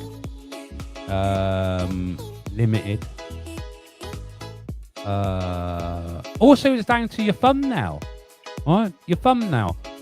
If your thumbnail shows somebody getting a kick in the head by the police, YouTube are going to limited ad your stream, limited ad your video, because it shows someone being hurt. Because when you click over to monetization, you hit yes or no, right? If you hit yes, it then takes you into a sub page, which then says, does your video contain swearing? Does it contain violent acts, dangerous sports, or anything, anything like that? And all that will go against, because a lot of content creators, they get to, there's only a little algorithm that runs on it. If you classify your videos correctly, like you say, yes, there is swearing, but it's only one word in the first, after the first the first 30 seconds, right? If you declare that, it will come up safe still. But if you will come up moderate language, it will come up limited. So it's not down to just the swearing. You can swear all you like on the internet. You can. You can swear as much as you like, but you won't get... Sorry, there was a bit of background sound on. I had another mic on. Sorry. You won't get monetized on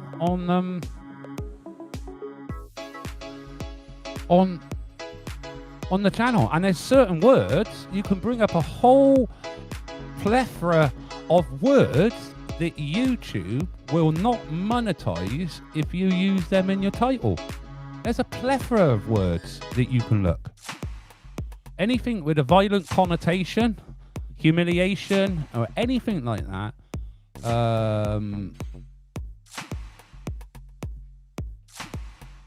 it won't.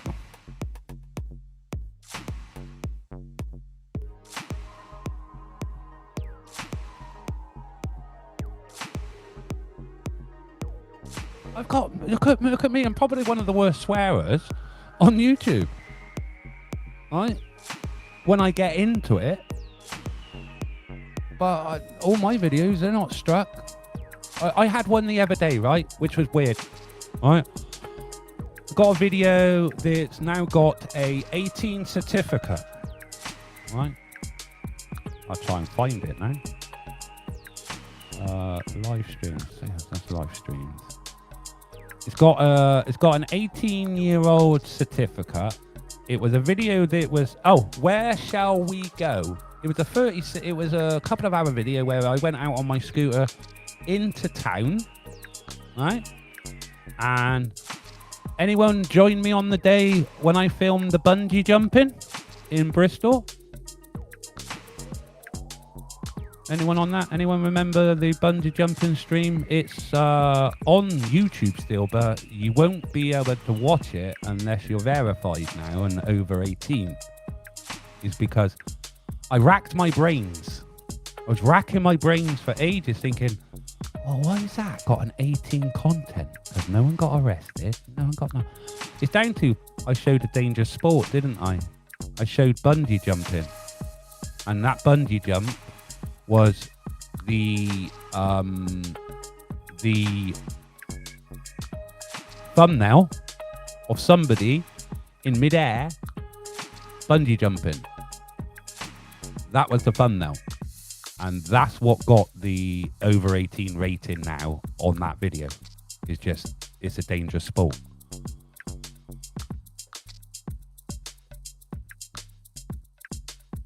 So, you know, I read it and I looked at the new policy the other day. There's nothing real changed that I can see.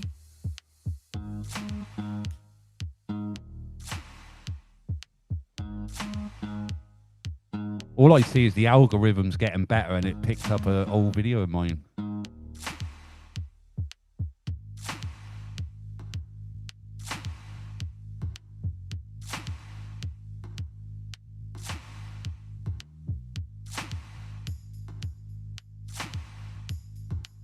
Yeah, there you go. Because it was a dangerous act. You know, a lot of the videos that I got, you know, police... a lot of videos that when people get arrested by police, they won't get monetized because they class that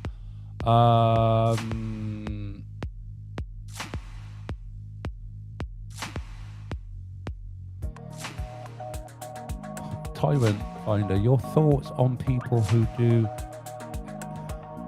extended danger water fast? Oh, is that when they just drink water? The water fast. Can't if you drink too much water kill you? You know, there is a... I wouldn't personally fast on water alone. Alright, you can... It's obviously... You can't live... The only thing you can't live without is water. You can live without 7 days without food, I think. Or 14 days without food, but you can't go... more than 3 without water or something stupid like that. Yeah, but I always heard that this is why, right? This is weird, right? Back in, you know, when all these people used to get taken to hospital when they used to go to raving, and they also used to put it down to the drugs, right? It wasn't. It was because they were drinking far too much water, and that was swelling the brain.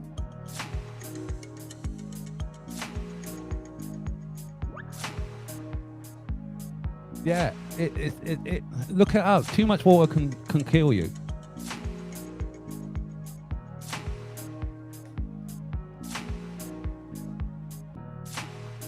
So you all got to remember, right?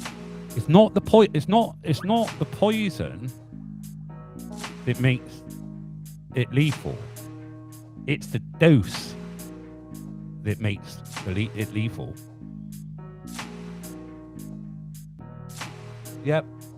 Joey, I fast every night when I sleep. Look, I'm one of these. I eat when I want to eat. My wish is to tell you, she'll cook me a food. I might not eat it. That might go on for a few days. Then I will just eat when I feel hungry. I graze eat throughout the day. I don't have like set meal times. Yeah, you know, you do sit down and eat meal to meals sometimes, but I don't have a set pattern of eating. I eat when basically my body says eat. Why do we have like breakfast, dinner and tea? Why is that being programmed into us, isn't it, throughout our lives? You know, are we not mammals? Are we not grazers? Do we not have the teeth and things like that to graze eating? Doesn't mean we go all around, you know, on all fours eating grass. But, you know, it's how we're all programmed throughout life, isn't it? I eat when I want to eat and when my body tells me.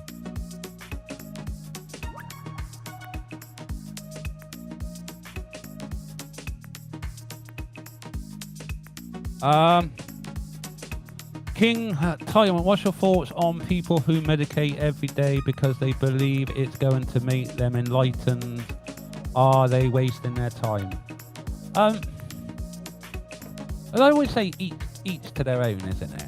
If you believe you know what I mean, whether it's not right or wrong, whether or not somebody else has the same belief, if you believe and that's making yourself feel better, each to their own.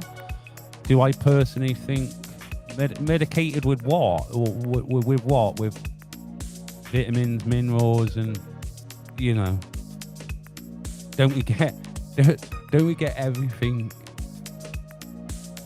enough for what's put in this life already? That, you know, we take what we need. That's what I certainly do. You know.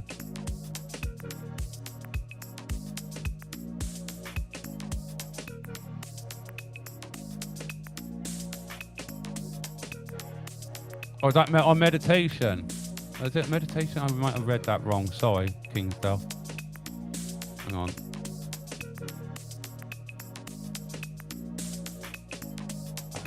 the only problem when you've got so many comments and you don't scroll up on the correct page.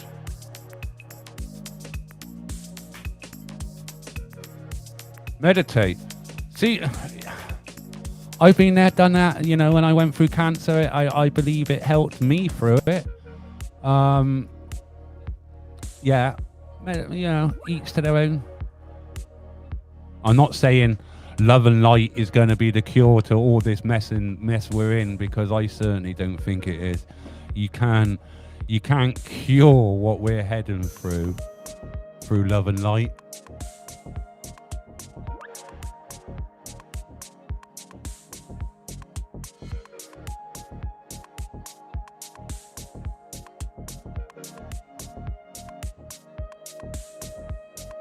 Morning, Milkman. It's what your body. I'd say you eat. You know, when your body tells you, isn't it?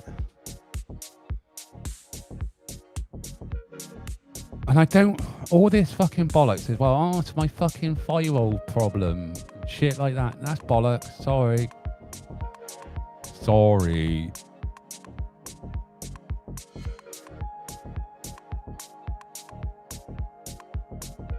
I do believe that, yes, your body should be as alkaline as possible.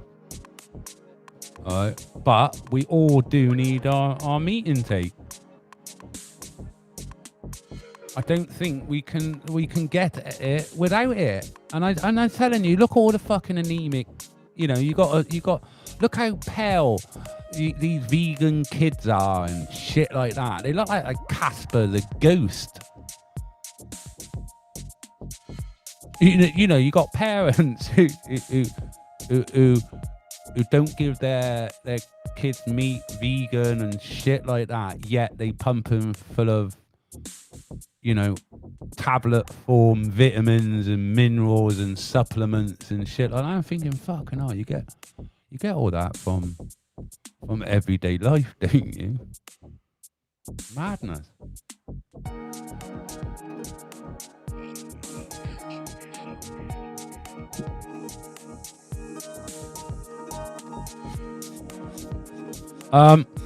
There's all this questioning. Tyrant, if you was at a gym and you seen a guy perving on a woman, let's say she was doing squats and he was following her around, would you report it or let it slide? Look, I've been there, done it, haven't I?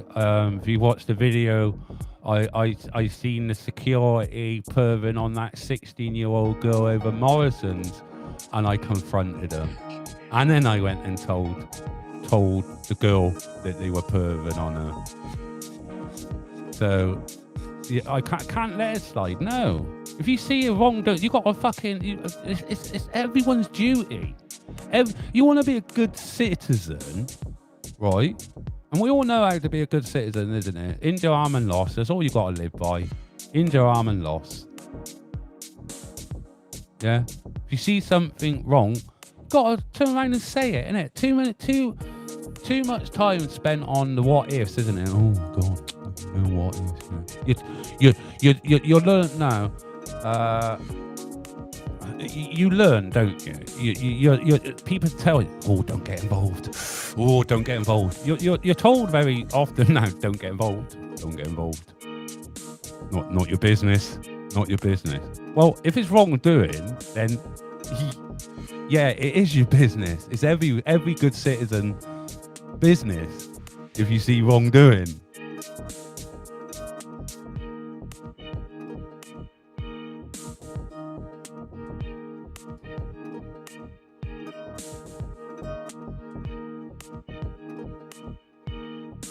And that goes for everybody, every side, isn't it? the side you say you stand on, the side you say you're against, because it's all about sides we're in, isn't it? You know what I mean? That's all it makes me fucking. That's why you see me step away from everything. It's just about sides, isn't it? Next question.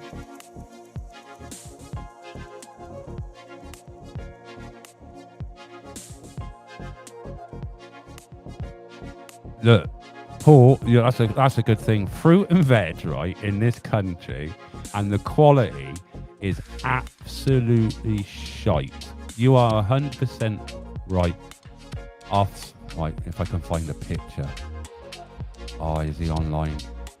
All right, I'll bring up a picture because I don't think I'll have it on here, or it's going to be too far back.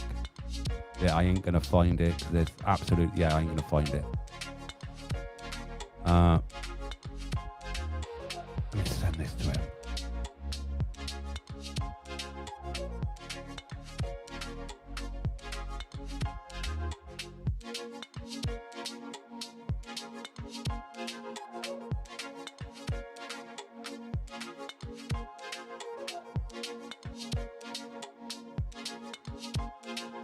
Yeah, we're just talking about fruit and veg.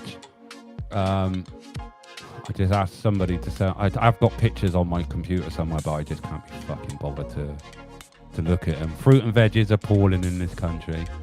Tyrant, there's a shop at the bottom of East Street, opposite the old Barclays. They got about 3 things on the shelf. Looks like, look into them. The one opposite old Barclays, that's where the precinct is, isn't it? What shop is it? What shop is it, Milkman? Hang on, I gotta find the chat.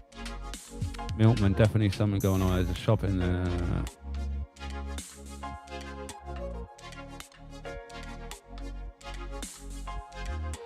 See a lot of things closing on East Street now, innit, because of their development. What they're doing in St. Catherine's, because they're putting up high rises around there now, aren't they? Around St. Catherine's and everything. And they got that roadworks is closed for what, two years? And that's all. Is that going to be students?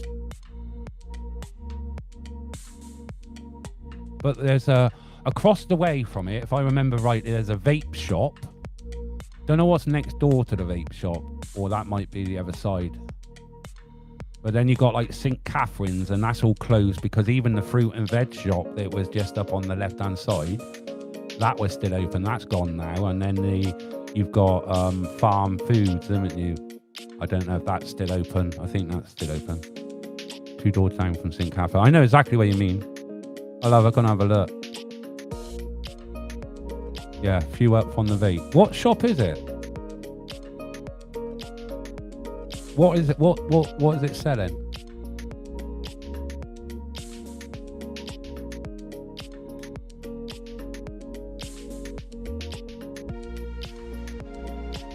If the people want to know what area we're talking about in Bristol, if you go onto YouTube and go searching for Skint, you'll find several episodes actually filmed along that road on East Street, following the plights of people in South Bristol who are completely skint. General store supposed to be. You were all right. Yeah, I'll go and check it out, mate. I get you. Not a front, surely.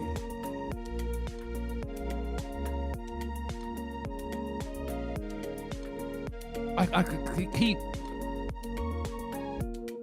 Is all? Hang on. What's that message?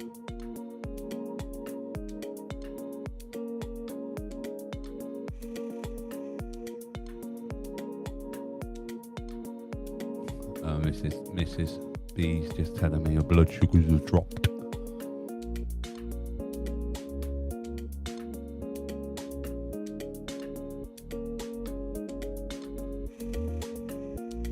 Yeah, I'll have a look at them. But I've seen everywhere. Why is it open now, though? Because if you had to live or work alongside someone who was really above guy but has really bad body odor, would you end up? Oh, you've got to be a nice guy, haven't you? You got to, you know, tell them in a nice sort of way that they stink. And I wouldn't feel badly if anyone, you know, turned around to me and say, "Look here, Tyrant, fucking use a bit of deodorant, you smelly twat." You know, that's not really being, because there's way people should know, because it's all down to the way you say things, isn't it? Because words, I always say words are very important, how you say things. I keep telling to my wife, it's not what you say, it's the way you say it. All right? And even my kids look at me, I say that, it's not what you say, it's the way you say it. And they look at me and they look at you like, what are you on about? They don't get it. You can say everything in ways that, you know, is all tense and purpose. But if you don't tone it properly and grammar it properly, even in your speech, it can be taken a completely different way. But yeah.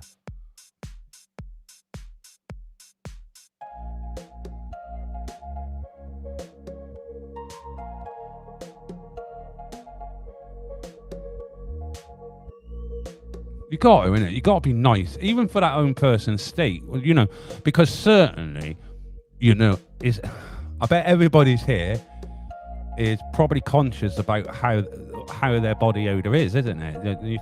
You know, especially being out, and I've been in protests, right? I've been on the march all day. I've wearing my backpack. I've got me top on, and I'm like, I could smell myself. And and I'm thinking, shit, I hope people don't, you know what I mean? I ain't got any deodorant with me. So, I would expect, good people would anyway. You know, bad people would probably just go off and have a laugh and joke to their mates and, you know, snigger behind your back and then be your best mate to your face, wouldn't they?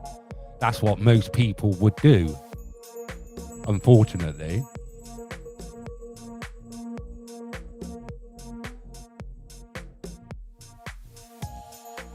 Have you got a link for the Skin channel? It's not, if you just got to type it in on YouTube, Skin, I'll try and find a link for you now and post it. Probably won't come up in your recommendations because there's some, here we go, look, something you haven't watched. Here we go.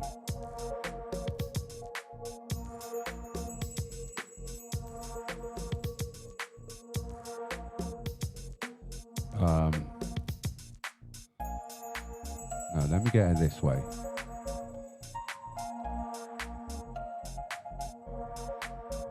Right, we're getting it this way, guys. I'm gonna put it on for you. I'm gonna put it on for you, because it's good for people that live in Bristol, because they think, oh look, yay, it's my area. We're going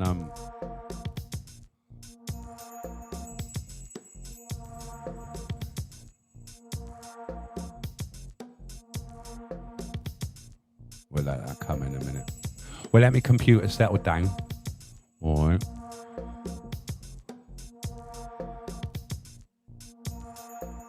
But I'll get a link to this place. It's old, mind. It's old. What music? I've got no music on. Type music, please turn off. Ah, sorry. That music, you mean? Sorry, guys, I didn't realise I still had that playing. Because it's not coming through my headphones, but you all probably could hear it. Or some people could hear it if they were hearing it in headphones. I do apologise. DJ Hertz, you're from North Bristol? Yeah, I'm from North Bristol as well. I was born in North Bristol. I was born at Southmead Hospital, and I lived, came from Littlestoke, Southmead.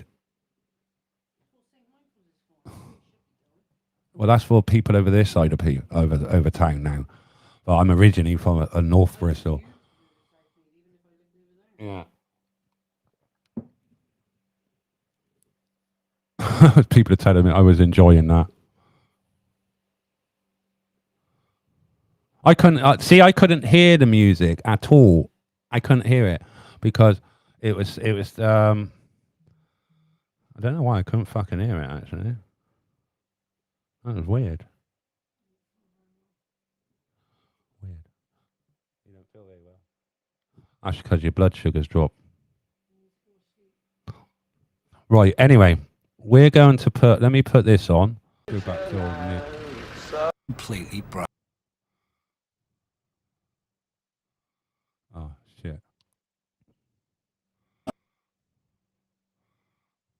See, he, there you go. That he's won his money back. I think he's won his money.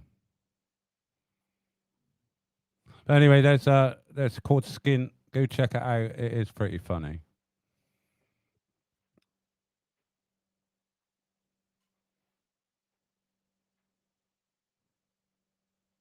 Yeah, he was on speed and everything. Old Nick. He was schizophrenic, so he was on all his schizophrenic medication and everything. He was there doing speed. He was showing him. He went out and brought this speed, right? And then the next minute he's going to drug rehab, and the speed he just brought, he just flushed away. But then he's got no money. It was just bizarre.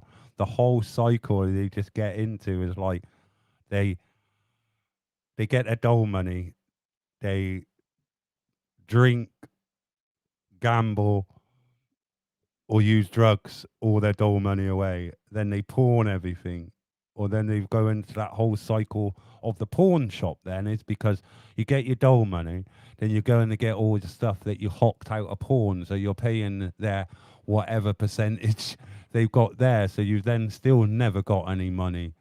So then you'll then go out to searching bins just to find the odd fiver here, and be happy to take any old shit into a cash converters and sell it. Madness. They did, Milkman. Nick, remember, he came over Hartcliffe. If you watch it as well, look. He came over Hartcliffe, didn't he? And he picked up a couple of tellies off of a French woman who's like, ooh la la. Yeah, they all did, didn't they? And what's his name? The guy up in Birmingham. He liked going in the bins, didn't he? And he took that stereo into cash converters, and he said, "Oh, just where I got it from." And he's there going, "Where'd you get it from?" Like he nicked it.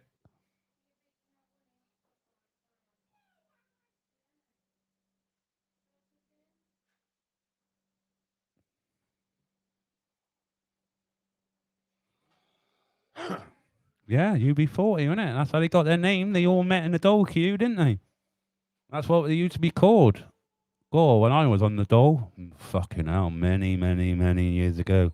That's when you got a UB40, so you can say how long ago that was.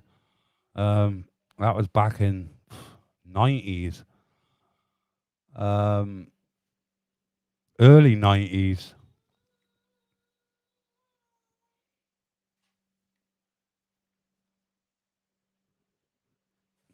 If you was at a restaurant and a man was attracted to a woman and pushing her relentlessly, but she would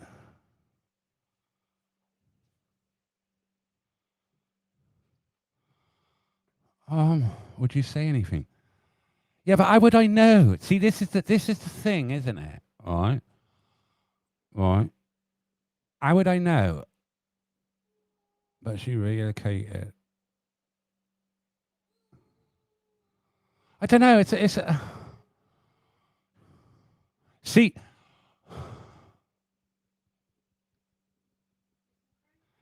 Yeah.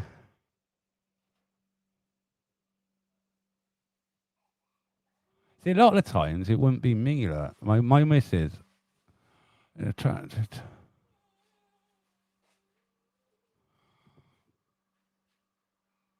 See, that's a good one. That's one I can't. I don't know. I know. There's two in it. You've got to be 100% certain that you knew that she wasn't into him anyway. You know what I mean? And relocated to where? Another table.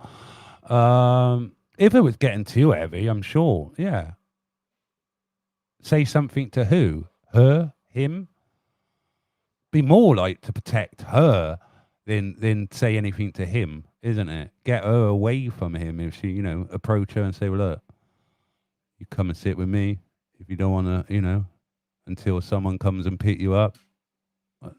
It all depends. If she left on her own, I would have to follow. I don't know. That's a good one.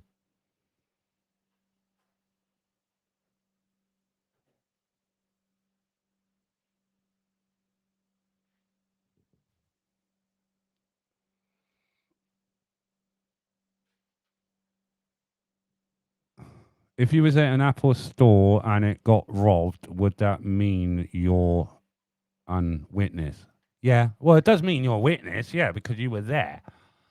Whether or not you say what you saw and only you know what you saw, whether or not you say all that to the police when questioned, that is a complete matter for you, isn't it? That's for your own moral compass inside. But you will have those people that saw the crime and would think if they said anything, that's grassing. And snitches get stitches, don't they? But I see it that if a crime's committed under common law or anything like that, injury, harm and loss, only under common law, mind, there has to be an injured party, then yeah, you deserve to get your collar felt and you deserve to feel the full execution of the law. And that's common law.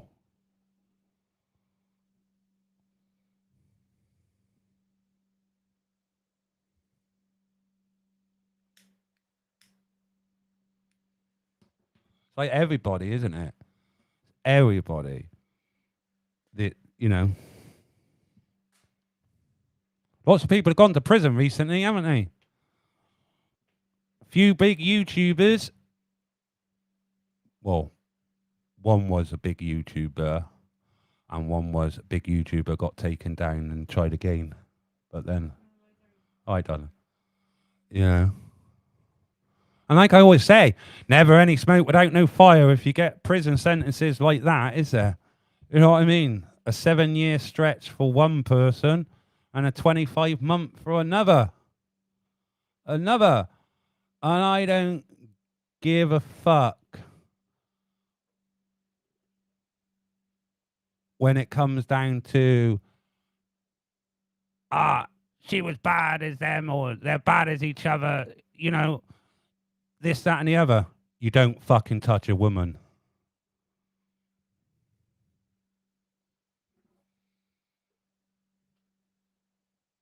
Like I always say, never any smoke without no fire.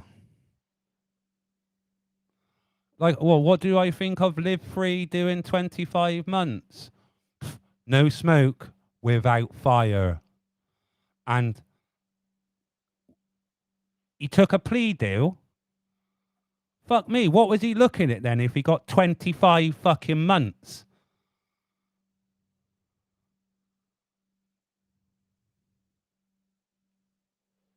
And mind you, you got to remember, right?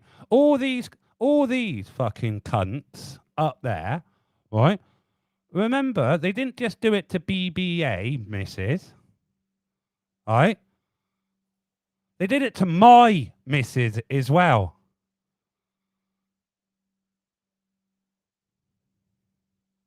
My missus.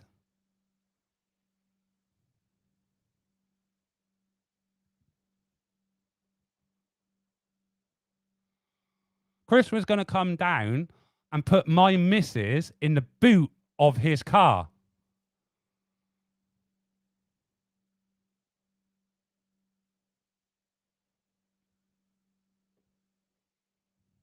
So yeah, good on the justice system for giving him 25 fucking months.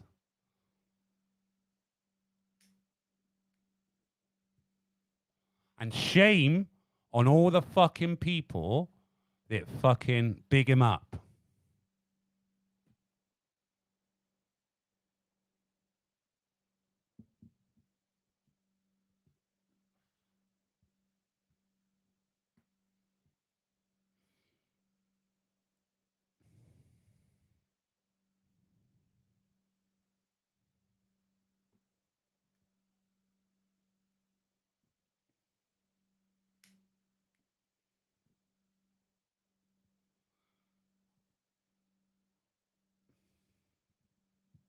You know?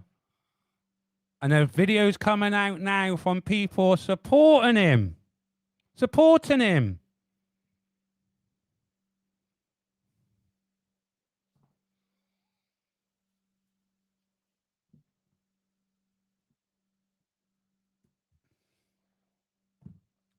You know, supporting him. And mind you, the guy that's put out videos supporting him did a video on me questioning whether or not I had cancer.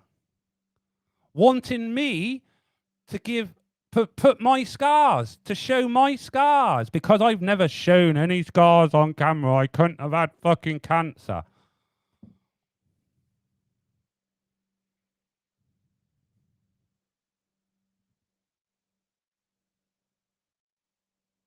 None of you are in it for the good of the people, that you're trying to show people what you can and can't do in a public place. Because I've said it time and time again. You only do it for your clicks and views. If you don't have confrontation, you get no views because it gets no video. Because I've been there, done it, stood outside fucking police stations for hours. Hours. And nothing. Not even a snifter from the old Bill. Is because I'm not acting dodgily, stood out when I'm outside. Because you don't ever see any of that shit on the videos. And I'm saying that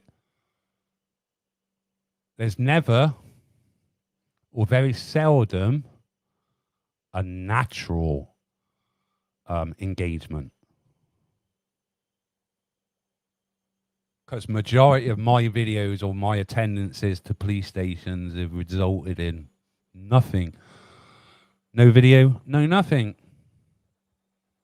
So that's what gets people, and that's what gets people censored. When they say they do stuff for the good of the people and they educate people on what they can and can't do, but, you know, we all know what we can and can't do.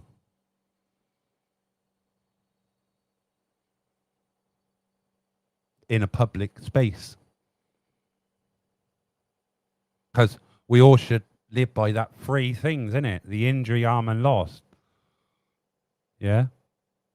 And if anyone gives you any shit and you know you're not breaking any of those three things, then you know you're in the right, isn't it?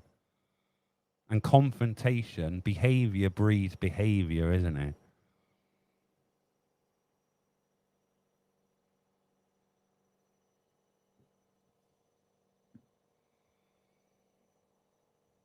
That's just my take on things.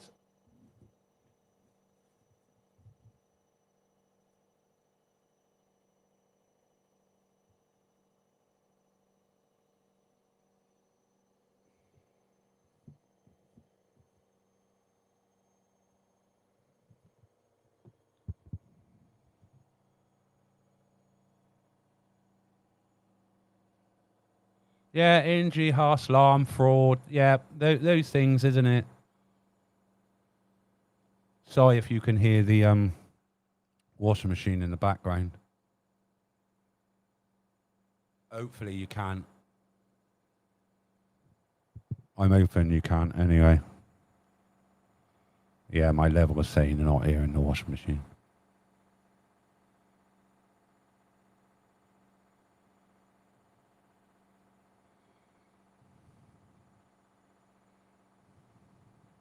Yeah, I watched that one. The meeting. See, this is the problem, right? I heard, right? The woman, I watched part of it. I don't watched it all because it was on late last night, right? The woman that stood up, not the taxi driver, he was speaking on behalf of the taxi driver, but the woman before from the council. Now, she said the same thing. Now, to me, that makes me believe they're reading off a script. She said the first 3 words were the same 3 words, or the same words that came out of the councillor's mouth at the meeting I attended for the Winford Manor. It was like they come from war-torn countries, right? And that was the same thing this woman said at the beginning. You know, they must have been given some sort of spiel from the Home Office to tell people.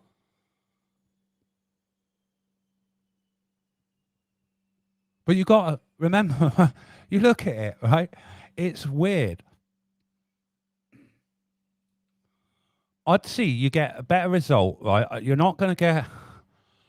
You're going to get these cities and towns that's going to be, you know, you got Bristol that have just, to me, have rolled over and accepted it. The NIMBYs. They're not NIMBYs. They're enablers because they're allowing it. They don't see the bigger picture. And it was put up. Why are they moving hundreds of migrant men into villages that are predominantly Anglo-English? All right? Surely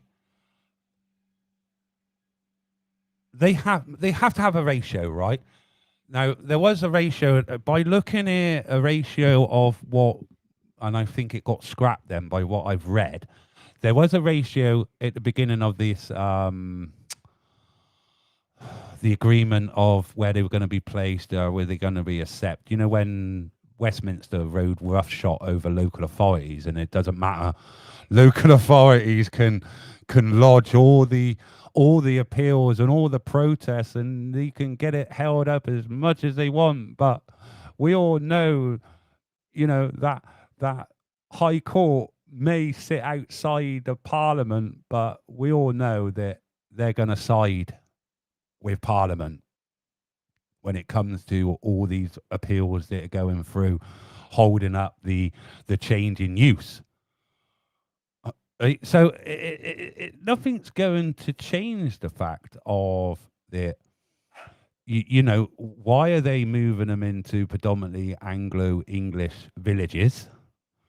Why have they got no cap on? They cannot change the demographic overnight of an area, because that's going to change the culture overnight. Surely, is that not just common sense in anyone's eyes? Why is it they're putting them miles away from nowhere? Like, they don't want them to have any ease of access to services. Gotta let me doggy out a minute.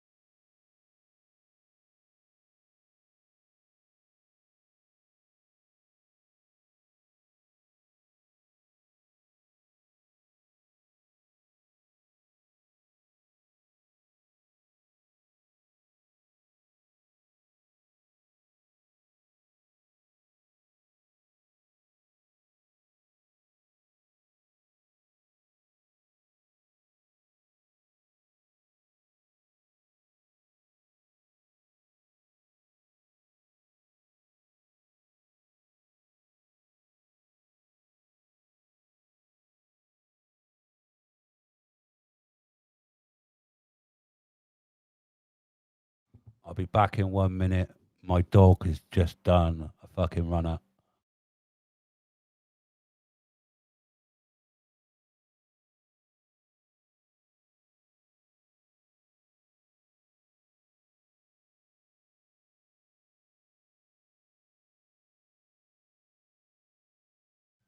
No, she's out there.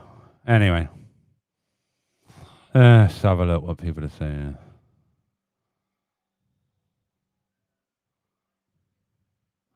Well, they looked at it, right? If you look at the type in Pontins, right? Because that's the next place. It's already on the cards. They preempted it. Richie, Sunak, he did preempt it, saying he's going to start using holiday camps. All right. Look at Pontins. It was, you're going back in 2021, it was earmarked to house the Inkley Point power station, the new power station that's being built down near Bridgewater.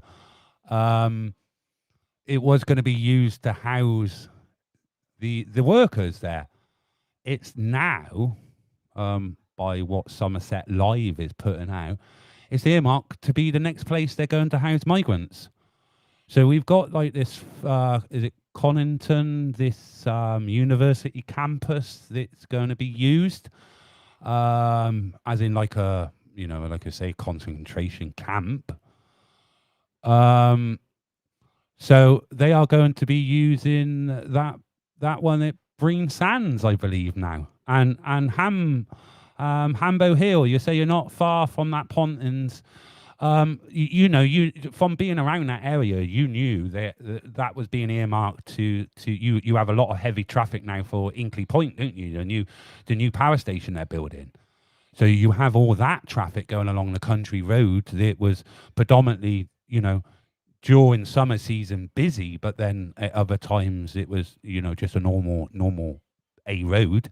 But now it's you're looking at, I don't know what the population of Breen is Burnham, because Burnham's made up of Burnham and Highbridge. So you got Breen now, and it's only a little place, Breen, isn't it? And it's predominantly made up of tourists.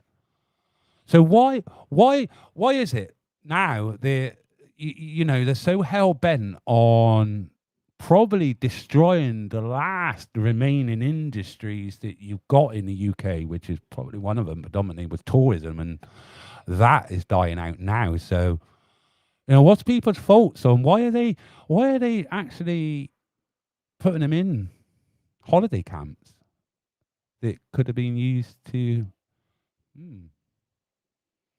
Yeah, if you look at there's 6 hotels down south that have laid off their staff. I'll read the reports of it in a minute. The guy that brought Tor Point, there's no staff that were working down there now. I'll just get my dog back in a minute.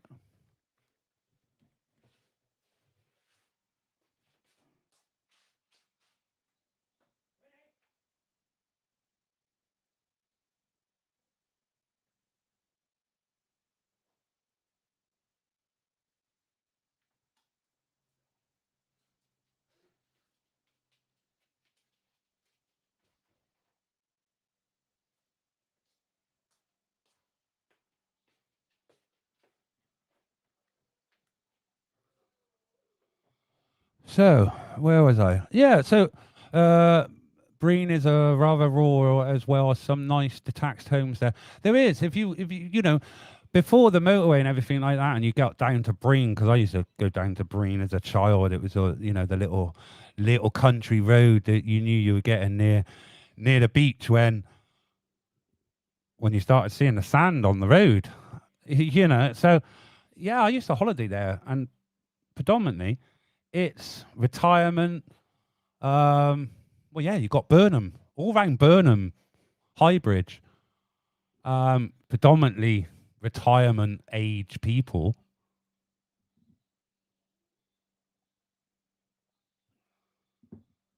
And now they want to stick,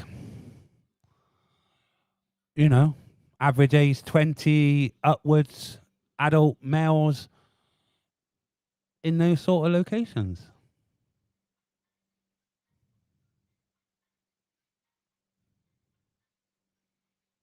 So it's yeah,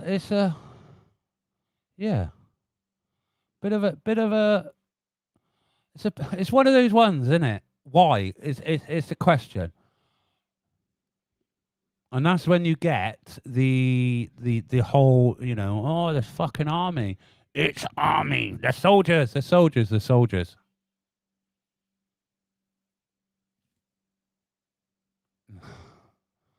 I'm not buying that story at the moment. Well, no, there isn't. There's nothing to do in Breen.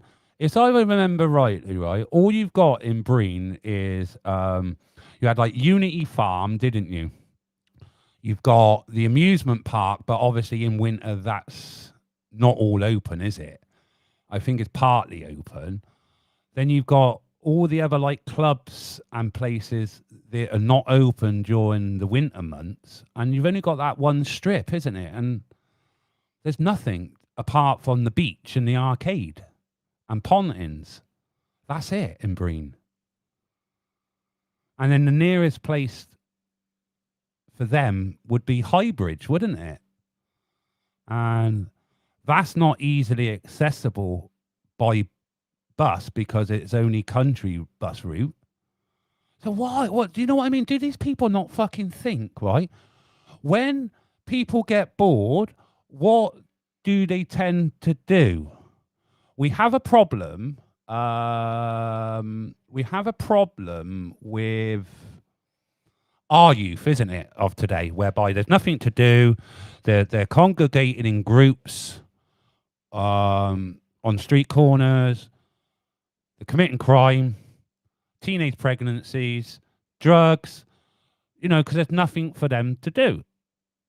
You know, there's no real educational purposes outside that, you know, 9 till whatever, 3 o'clock in the afternoon business, because youth clubs, when I went to as a child, no longer exist. They no longer get the funding. You know, there's nothing like that. So if we can understand that it happens with our youth, you know, but our youth get clamped on, they get like ASBOs, they get, you know, they get CCTV put up in hotspots where kids congregate, they get moved on, they get Section 50s, exclusion zones, all those sort of things imposed on our youth because we have that problem. But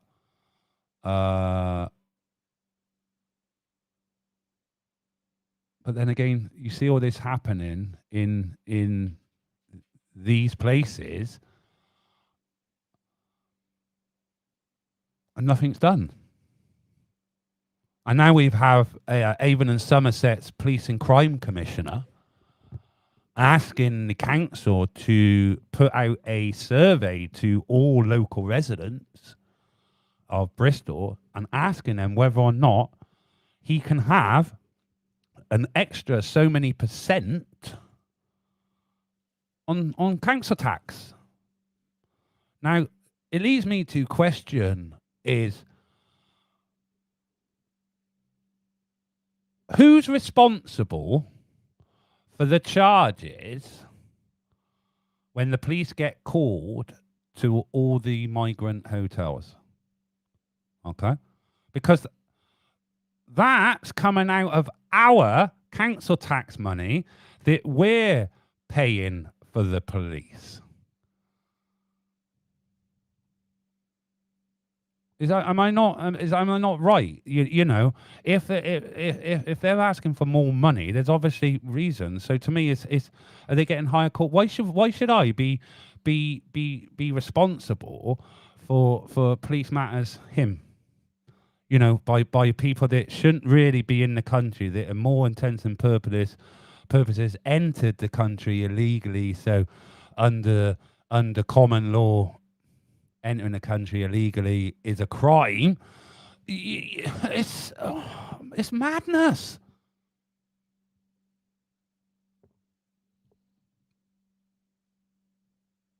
Who's liable for that? Because we mind you, we know council tax isn't made up on how many rooms is the area you got. So I could live in a 12-bedroom mansion and still pay the same price as Joe Boggs living next door in a 1-bedroom flat.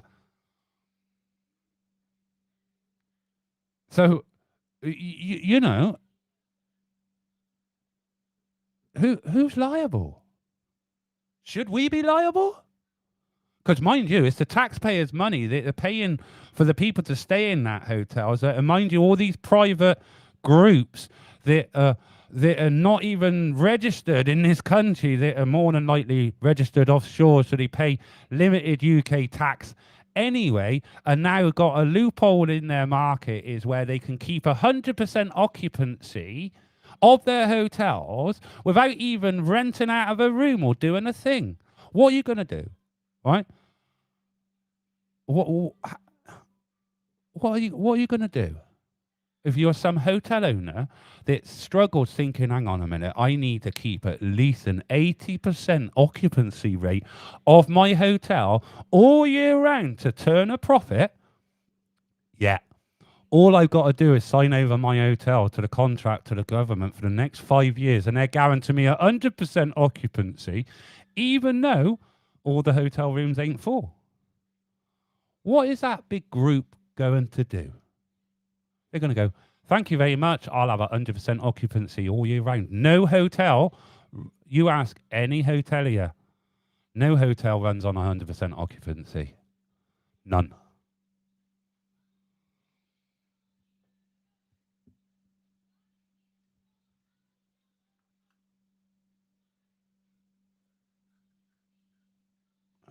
And you're right, we're looking after the wrong migrants when they get here.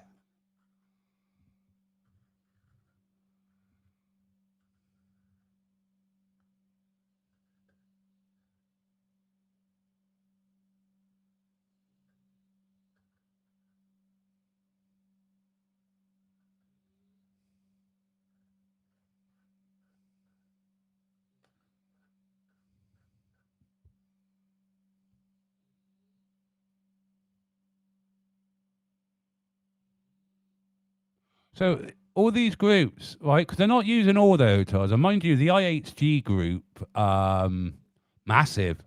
They got Holiday Inns, Holiday Inn Express, Crown Plazas, Country Summit or whatever.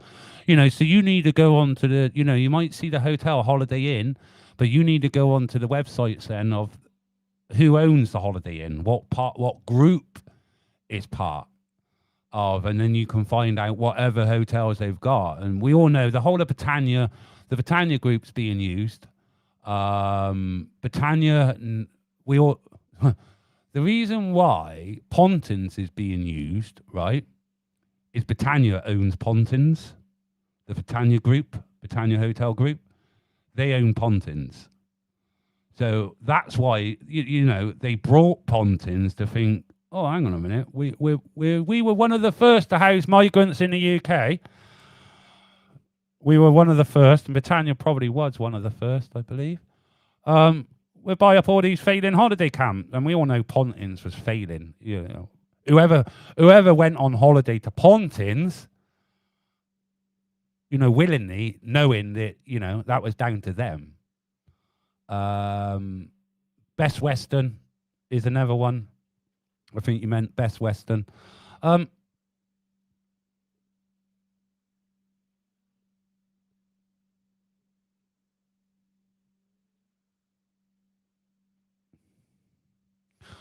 don't think every day now. I think they're now actually, I think the MOD are now no longer publishing figures or something. I think they passed it back. I think they're giving it all back now. I don't know how they're publishing figures. Most days, I would say they're coming in. Most days.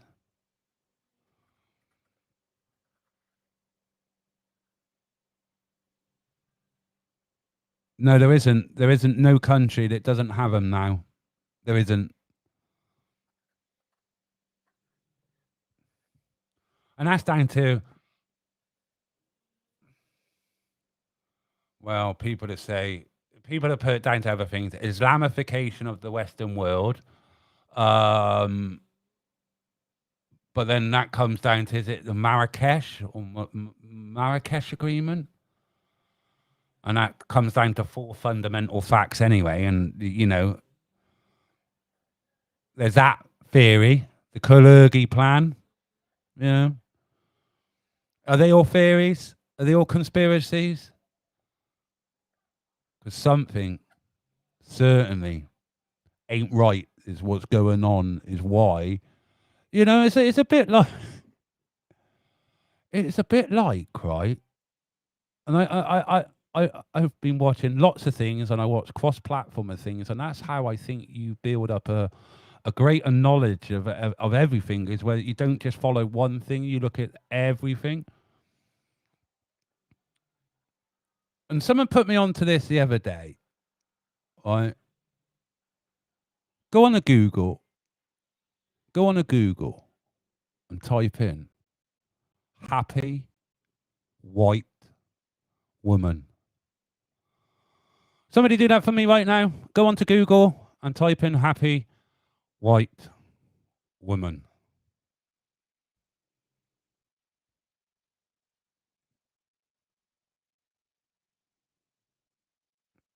And then somebody come back in the chat and tell me a result. Or people start putting what results they've come across in that little search. Hey, I'm not saying nothing. I'm just saying, you know, this is just put that in there and see what results you come up with.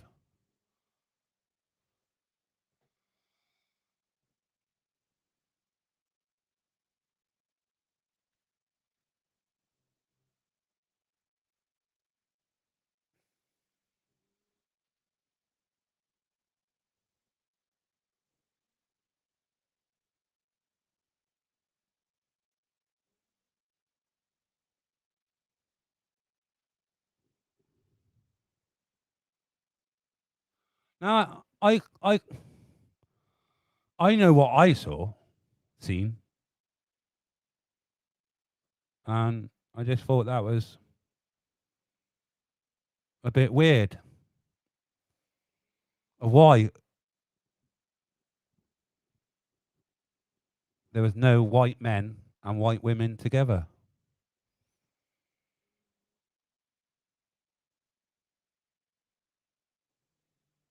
If you type into Google search happy white woman, you will see pictures of white women, but they're not with a white guy.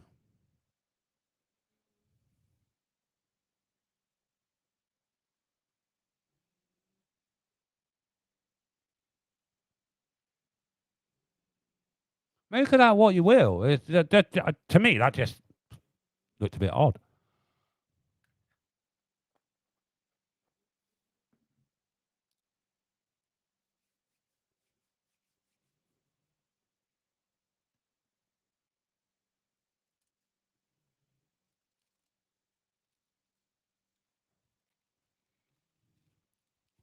So let's just shut the chat up, didn't it?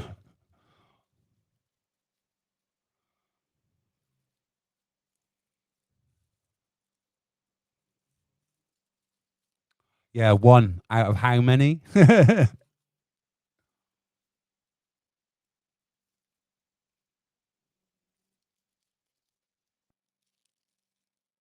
It's programming. It's programming.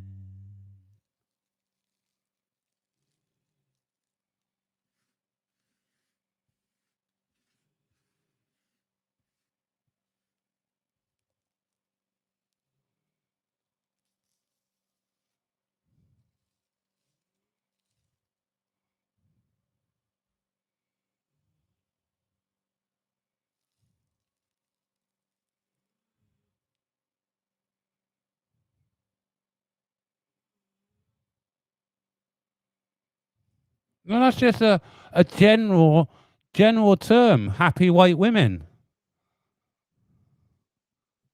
What you're saying? There's no happy white women with white men that post pictures of themselves. Because that's what that's saying to me.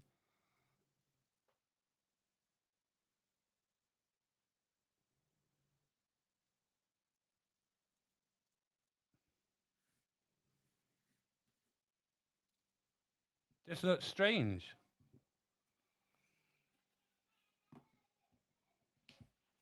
Just, you know, might have seen it all wrong, but it, you know, just what it looks to me.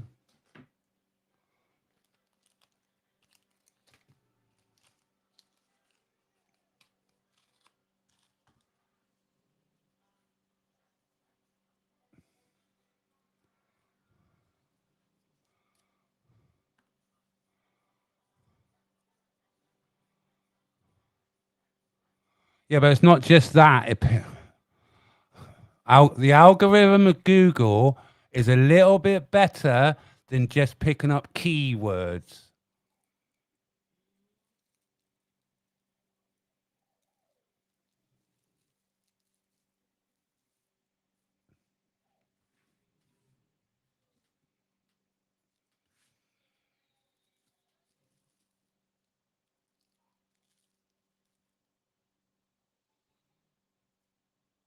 Might be right, Mike. I don't know.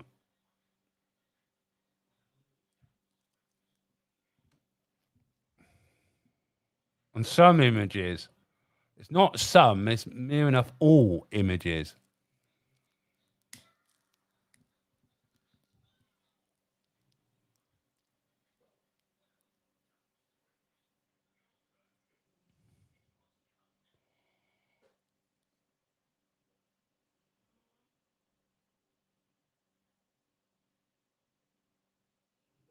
I'm just saying, it's not a fair representation, is it? And why is it predominantly, you know, you ask it to perform a specific search, and I expect there's plenty of other things that you would put in there, and it would do the same to you.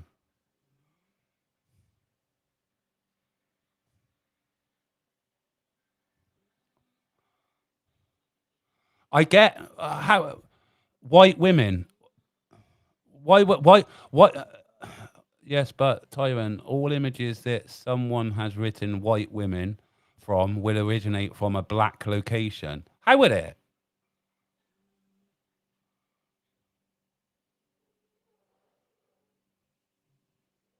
I would disagree with that one, Mike. To be quite honest, it wouldn't. But we can agree. It's healthy to agree to disagree, though, isn't it?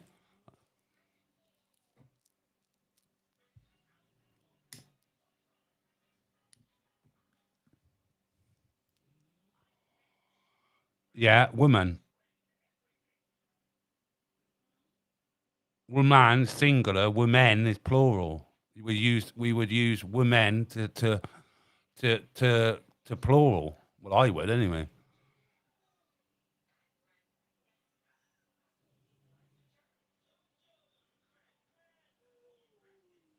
This is it. It's centre ground, isn't it?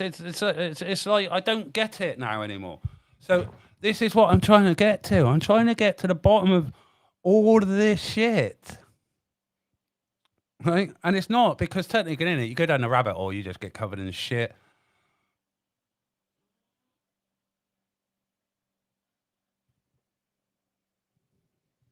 Right. Okay. Yeah. I'm with you now, mate. Yeah.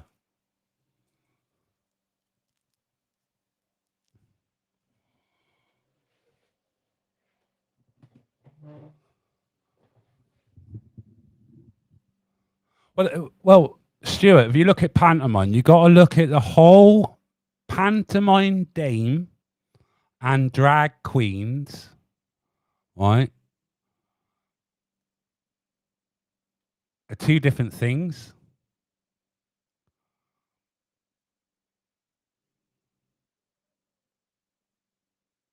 So, you know, you can't. It's about when you had all these arguments when the lefties would say, well, you used to go to pantomimes as a kid, didn't you? You used to see men dressed up as women then. Well, no, yeah, you did, but it was the whole pantomime thing, wasn't it? The leading male role was always played by a woman, and the Ugly Sisters were always pantomime dames, weren't they? All right. Now you got old RuPaul this weekend, I believe, from today, up at the XL Centre. You know, drag queen story hours going on, big and strong. RuPaul Drag Race UK is up at the XL Centre, and they're actually putting on. They want children to Crocs gone in partnership with RuPaul, and they're putting on a fashion show at an event that, to me, drag, trannies, whatever you want to call them, or whatever they want to call themselves, is, to me, always been a highly sexualized art form, and shouldn't be around children, because we all seen drag artists, you know, growing up. Danny LaRue, you know, comedian, used to predominantly work in working men's clubs before he went mainstream. Dame Edna, you know, we all knew they were blokes dressed in frocks, and they never claimed anything differently, did they? So I just don't think you shouldn't be taking children anywhere near that building when something like that's going on. And I'm not saying, yeah, Les Dawson, another one. I'm not saying the event shouldn't go on, because if you're an adult and you're consenting to it, do what the fuck you like. I don't care. But don't involve children. Because to me, once you involve children, it becomes depravity then. And it needs to be questioned.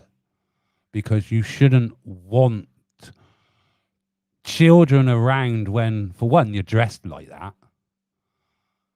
I think it's creepy and degenerate. And I think it needs to be stopped, because we've got too much mainstream drag shit now. It's all like, dress as a woman, it's all good.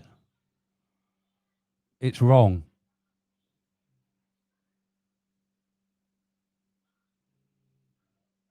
So if I was closer, you know, because the cost of living is hit me hard, I would go to the XL Centre in London.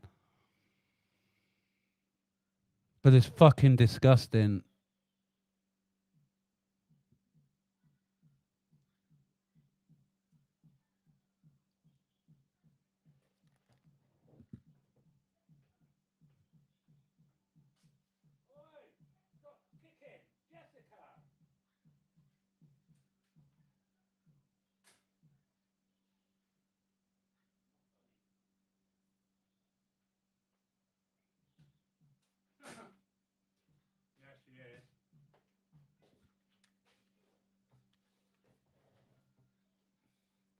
Yes, it's all in the best possible taste.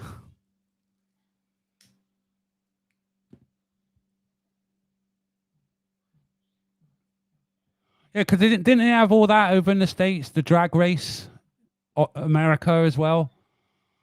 They had all that over. It's over here now. They're going touring all these cities. They're in Birmingham. Oh, they're going all over. They're at the Hippodrome. RuPaul's at the Hippodrome in Bristol. You know, coming to a lefty city near you. It will tolerate that shit around kids.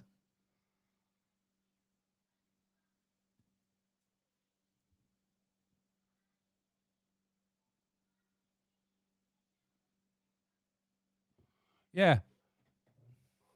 Yeah, Kenny started blurring the lines, didn't he?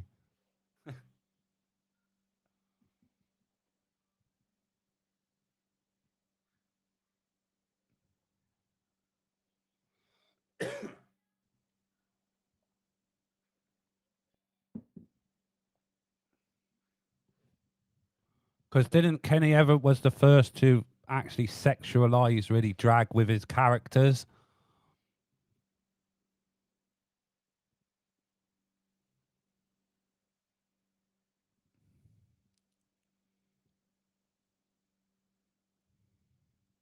Well, who said it? Who just said it? Did Trudeau say something about maps? Didn't he refer to a paedophile as a map? Who was it? Who was it? I find the news article I read not so long back. Somebody in the chat will probably say. Yeah, he referred to it as a convicted paedophile as a map. It was some politician. I don't think it was English. I'm sure it was Trudeau.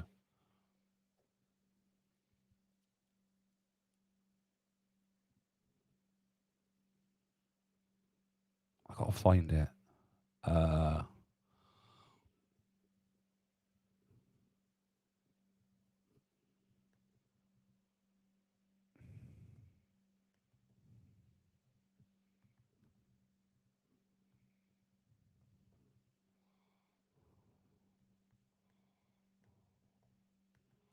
Just trying to find the news article.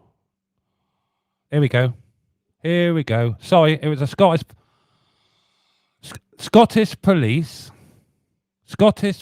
use minor attracted person instead of paedophile in a report. This was this is taken off a Mum's Net, but there is news articles out there. But this is the first one I came up there. Chief Constable Ian Livingston has used the acronym MAP, minor attracted person, in an annual assessment of the force's work with the European project. Fucking European project. We ain't even part of Europe no more. We've all wondered what the plus is in the LGB and TQIA plus, haven't we? Well, perhaps now we know, as the Telegraph says. The term MAPS is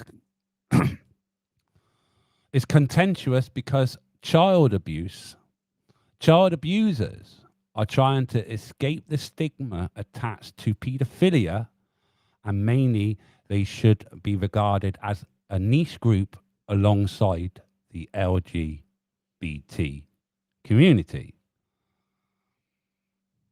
So this is absolutely, and we've got to remember, right?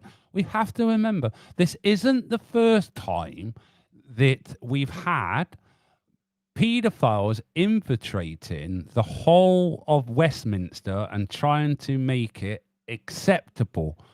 Look at Pi. Look how that was almost recognised by government. The paedophile information exchange. Right? It's just been labelled to another word. MAP. End of story.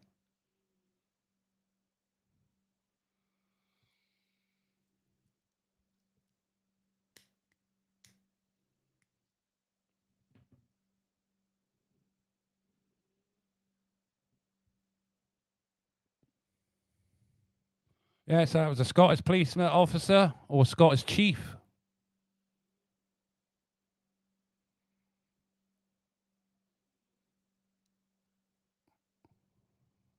Do you know what? And I still don't trust old Esther. Old Esther Ranson, right? We all know how intelligence agencies work, yeah? Right? Got a child that's being abused, isn't it? And you don't know you're in a ring that is trying to keep all this hush hush, this abuse hush hush. What's the best thing you could do is set up a hotline for all the children that speak out against it, isn't it? Yeah. So it's a bit like when you some government agencies will drive around in bogus cars and set them up against companies, and when you trace the companies, they'll have a phone number you contact, but it's only really a gatekeeper to know that somebody's onto that line, if you know what I mean. So to me, Childline was set up to protect the paedophile information exchange for the future, and to also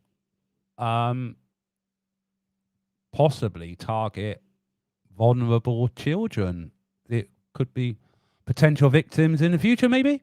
Don't know.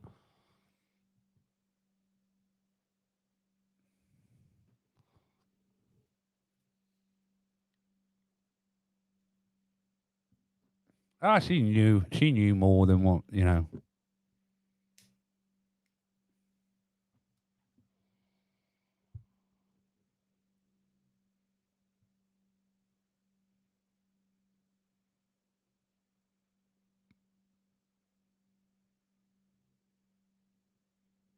Well, it's just my way of thinking. That's why I trust nobody.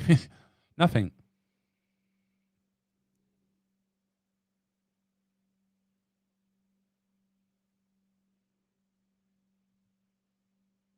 Look, Stuart, everybody, we all knew about Jimmy, didn't we? I was a child, but then I grew up watching, you know, a lot of us here who were in our mid to late 40s grew up watching Jim'll Fix It, Clunk Click, Every Trip. Yeah, we all grew up with Uncle Jim, didn't we?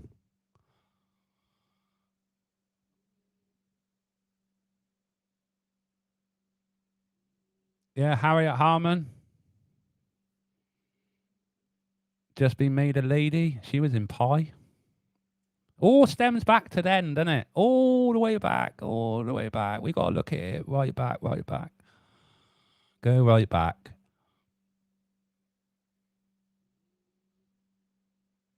And why isn't there a big uproar, right? Why isn't, right.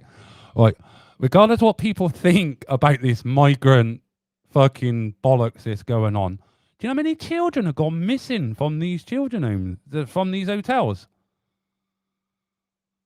I think it's 50 or 30 in one place have gone missing. How do children go missing?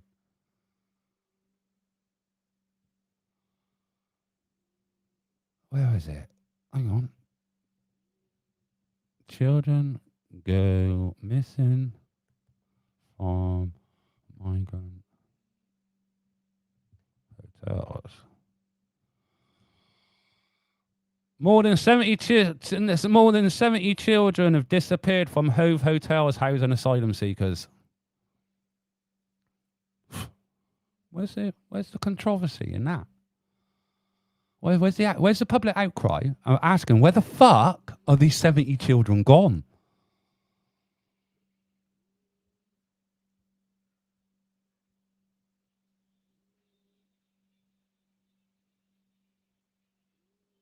Of the 30 missing, 9 have been located and a further 19 are currently under active investigation with extensive inquiries ongoing.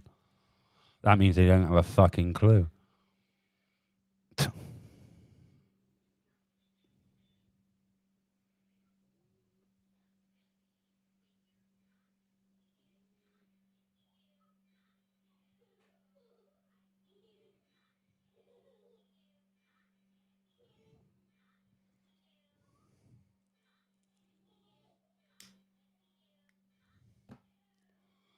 Yep.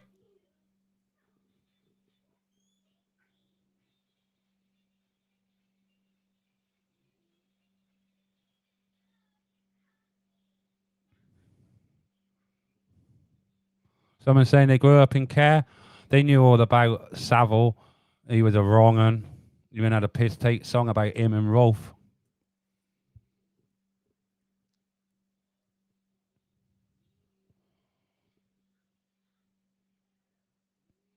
Everything's infested. Everything is infested throughout. Well, if you just take everything that you've been told throughout your life, right, about everything has been a lie, then you'll be on a little bit of the right track. Because everything the government's told me, it's like you got to say, if you're gonna be a liar and be a good liar, you got to remember every lie you told. So what they do is they sprinkle in a little bit of truth, because that makes it plausible. If there's some truth in it, it's plausible then, isn't it?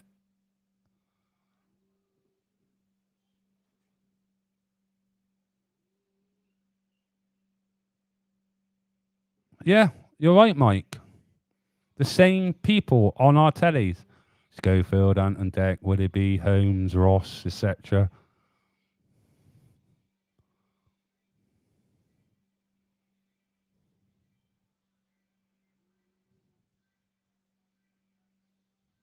Mm.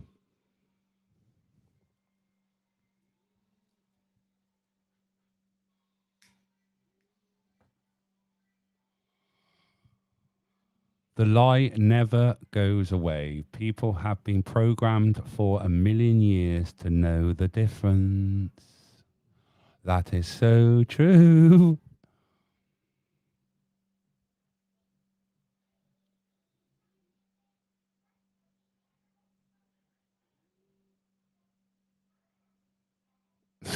Yeah, we watched Rolf.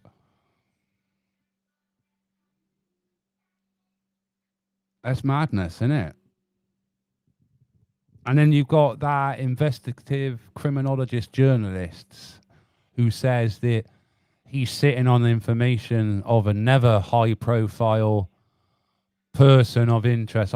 We shouldn't even be mentioning those words because those words alone, that we've mentioned them all now anyway, you can't mention those words on YouTube. They don't like those words. They really, really don't like those words, especially the P word. The algorithm is so hot on that word. I wonder why. Why do they want to normalize sex with children? Because that's what it is, isn't it? Why is it they want to normalize sex with a child?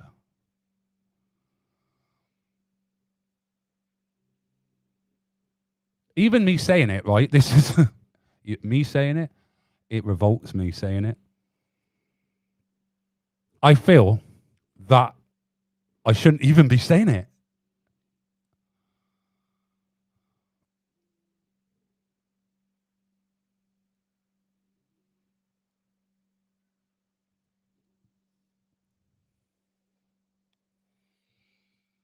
It's just something I feel so strongly about.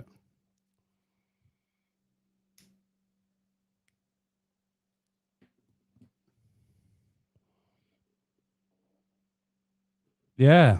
2 little boys, 2 little toys, and I bet they did both have a wooden horse, didn't they? And Jake the peg leg, wasn't it? Jake, do. Yeah, see, all that. A fucking dirty bastard. Yeah, but then his wife, is it Bindi? Is it Bindi, his wife? His new age hippie type woman he was married. She stood by him, hadn't she? And she was fucking in on it as well, the depravity.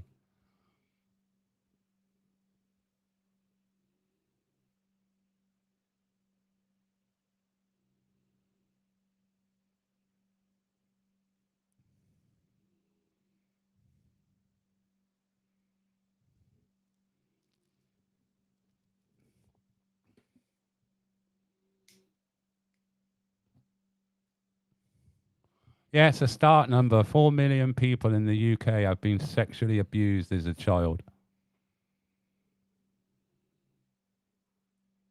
Yeah, I think Glitter is being released soon. Hang on, I read that as well. Gliter being released. I think he may even be out.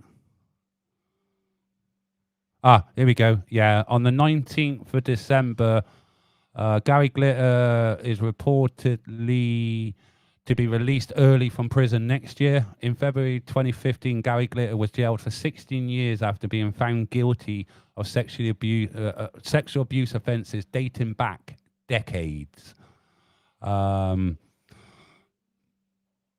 He is due to be released early this year, as a new report claims, and that was the last bit of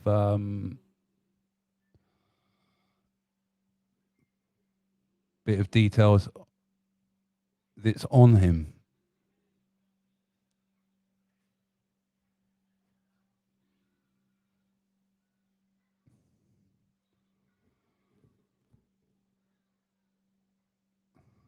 It's a bit like, right? My mum, when I was a kid growing up, and at every party, right, one of the songs that always was played was, "Do you want to be in my gang, my gang, my gang? You want to be in my gang? Oh, yeah." Yeah, that song at every single party, family event, every party. Could people remember going to discos or family events, family get-togethers, and having that song played to get the mood going, or bring the evening to a climax? I remember it as a kid. And they say a lot more is yet to come out and tell us.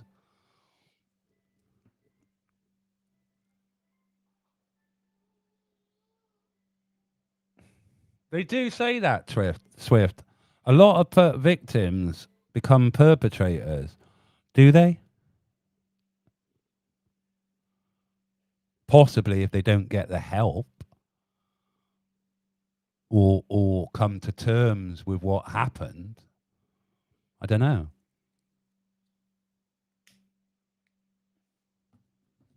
It's like a lot of things, isn't it? You witness your mother being murdered. Does that make you a murderer? You know, a potential murderer. It's like with everything, doesn't it? I don't know. I've heard that said, but am I a great believer in that? No, definitely not. Yeah, Glitter lived in the West Country, and he got caught the first time because he took his computer to PC World and Cribs Causeway, and one of the techs on there found some images that shouldn't have been on there, let's just say. And when he went to pick up his computer thinking that it's all nice and fixed, Avon and Somerset police were waiting for him to arrest him on images. And that's how it all come out, is first, and that's when it all started to come out, really, didn't it? About all these famous people, you know, Glitter, that came out, and this was all down to, right, when they set up like the National Crime Agency and all these government officials that were working together all around the world to, I can't remember what the operation was called.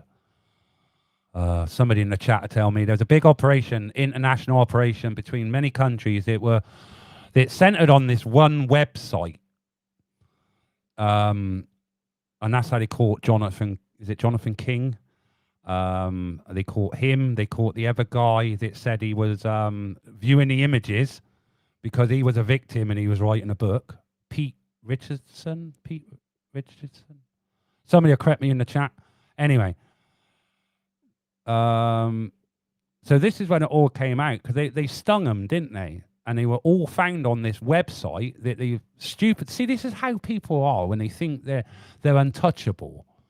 They sign up, use their credit cards to websites, and obviously they're you know. Yes, I have seen Whitney Webb. That's the listen to Whitney Webb. Listen to Whitney Webb. That's all I say on that one.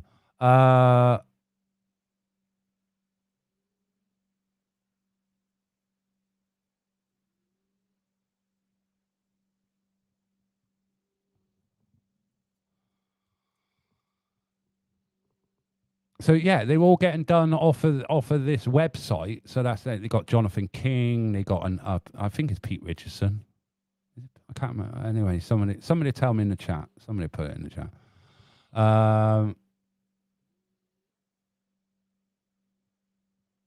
And they caught a lot more, but they didn't do a lot of them, I believe.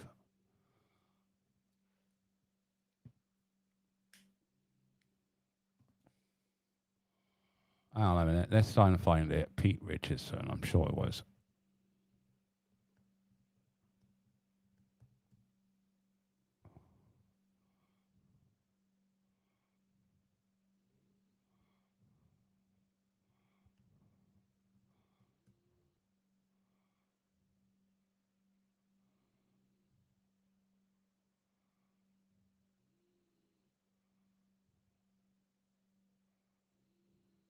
it's a different paedophile with the name Pete Richardson.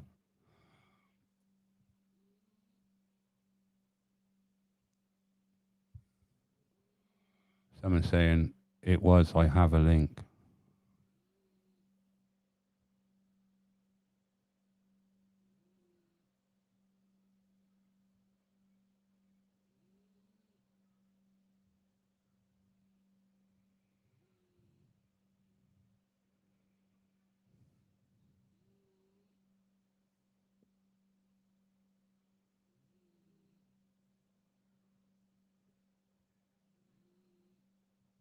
All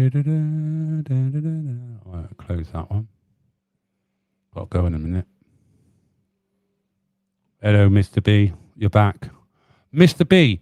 Mr. B. Mr. B. Mr. B. No. You. Yeah, that's the ones, mate. That's the ones, dude. That's the ones. Thank you. Haven't you got a picture? Haven't you got a picture of just the aisle with the size of the tomatoes and all that? Because we were going on about it in the chat earlier. The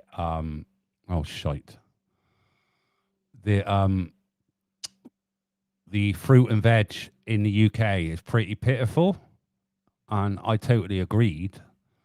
It's because I've obviously got first-hand knowledge of.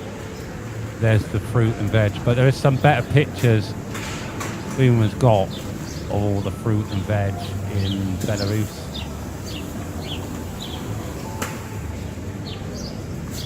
Hopefully he's gonna send me them so I can put them up. But my computer's slowing down because it is fucking red hot. Let's have a look at that. I might as well play all this. I believe this is. Yeah, you got some better pictures of all the fruit and veg. Boom. I want to see them. Send them to me. I know you got hundreds. I should keep them in a fucking file, but I don't. This is.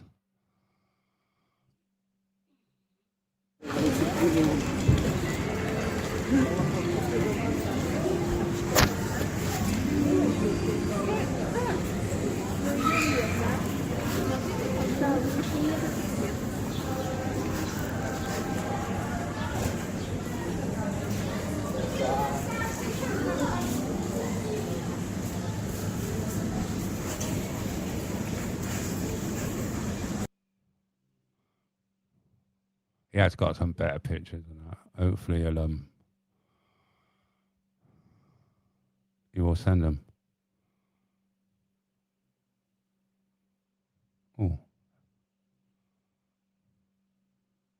I'll picture that. Right, there we go.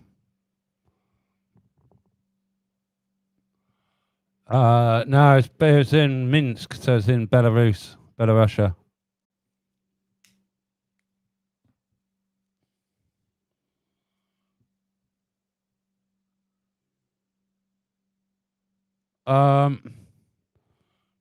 You can't post it unless you're moderator, unfortunately.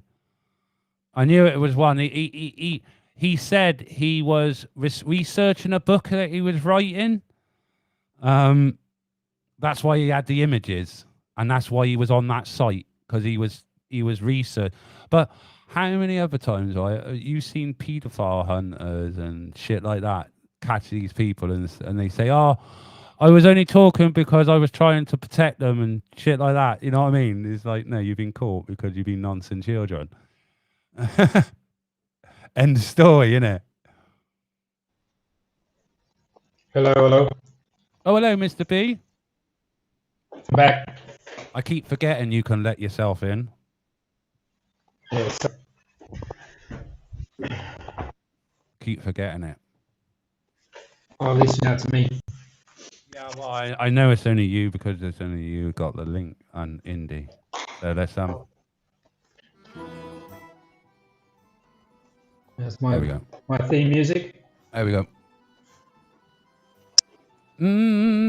Yes, we were talking about fruit and veg earlier.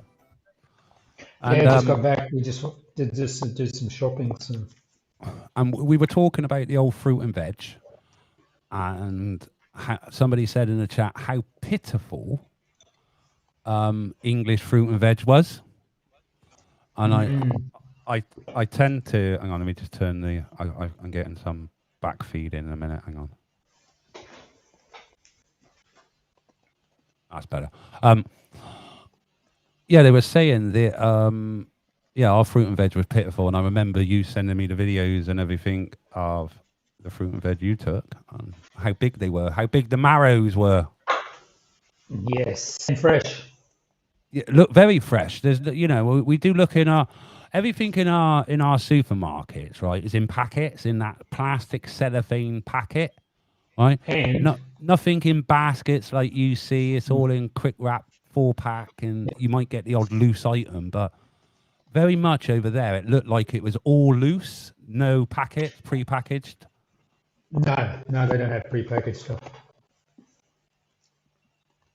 See, they would in the UK, and you've probably seen it. See, they would have 4 tomatoes in a plastic pack with a piece of polystyrene supporting it, and then you've got the plastic wrap with 4 tomatoes. Like you could quite easily just, to me, brought a piece of newspaper.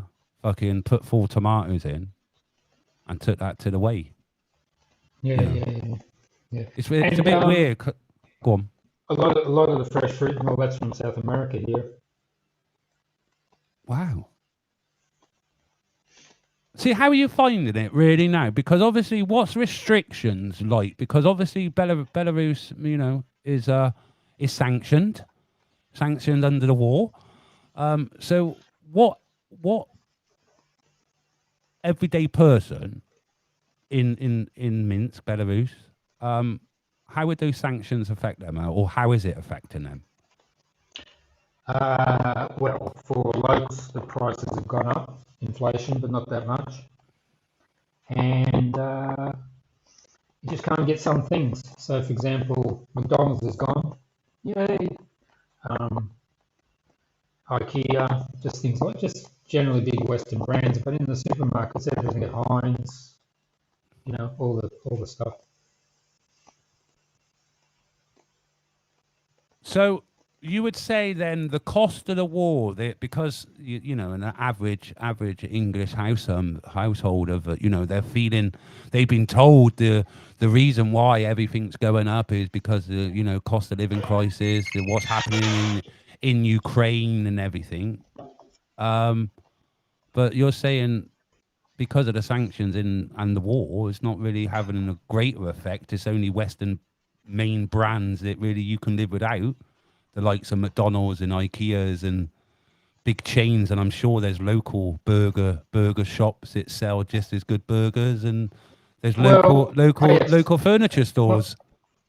Yeah, well, KFC and Burger King are still open. They're not going to close. So, I mean, if you want fast food, that shit's cool.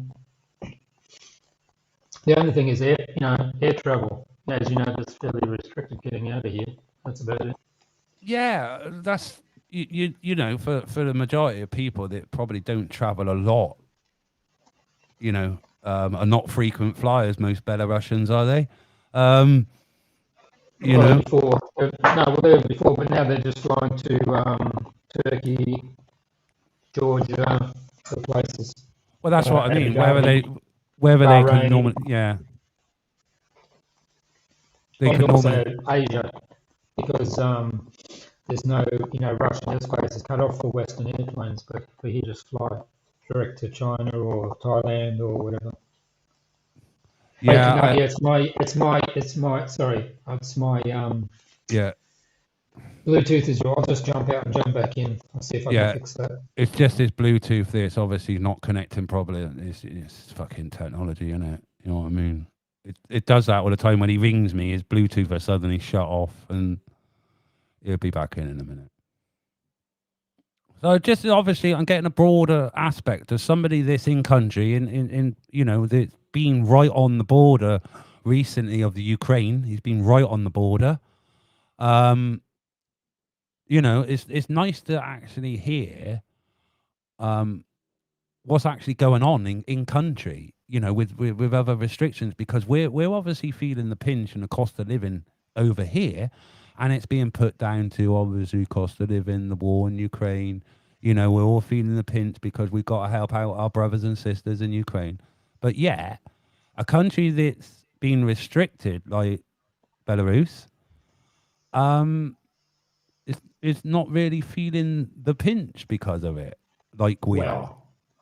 We just filled up the tank in the car, which is 65 litres in the Audi, and cost me, with the conversion, obviously I had to pay a little fee to the Bank of England, but that was £46.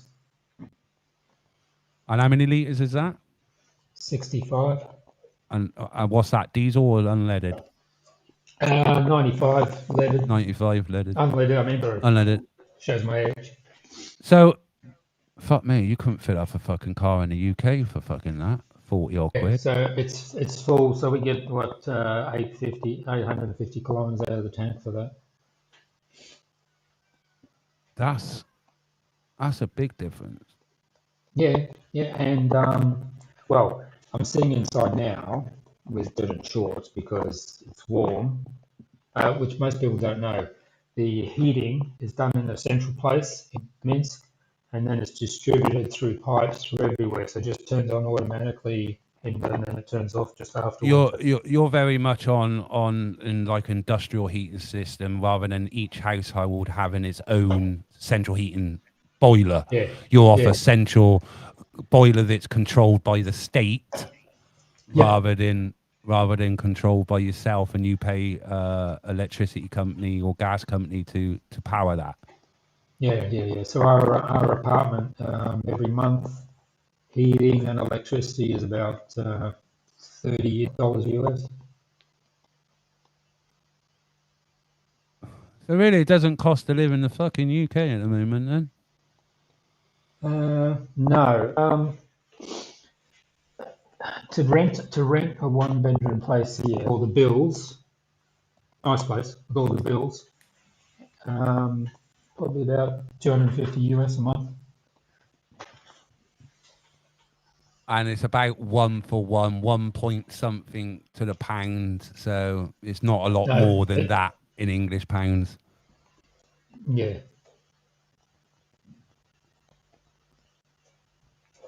That's you know. But for locals, because the wages also are low, average wage is about 100 US a month. Some things are expensive, right? But for us, no.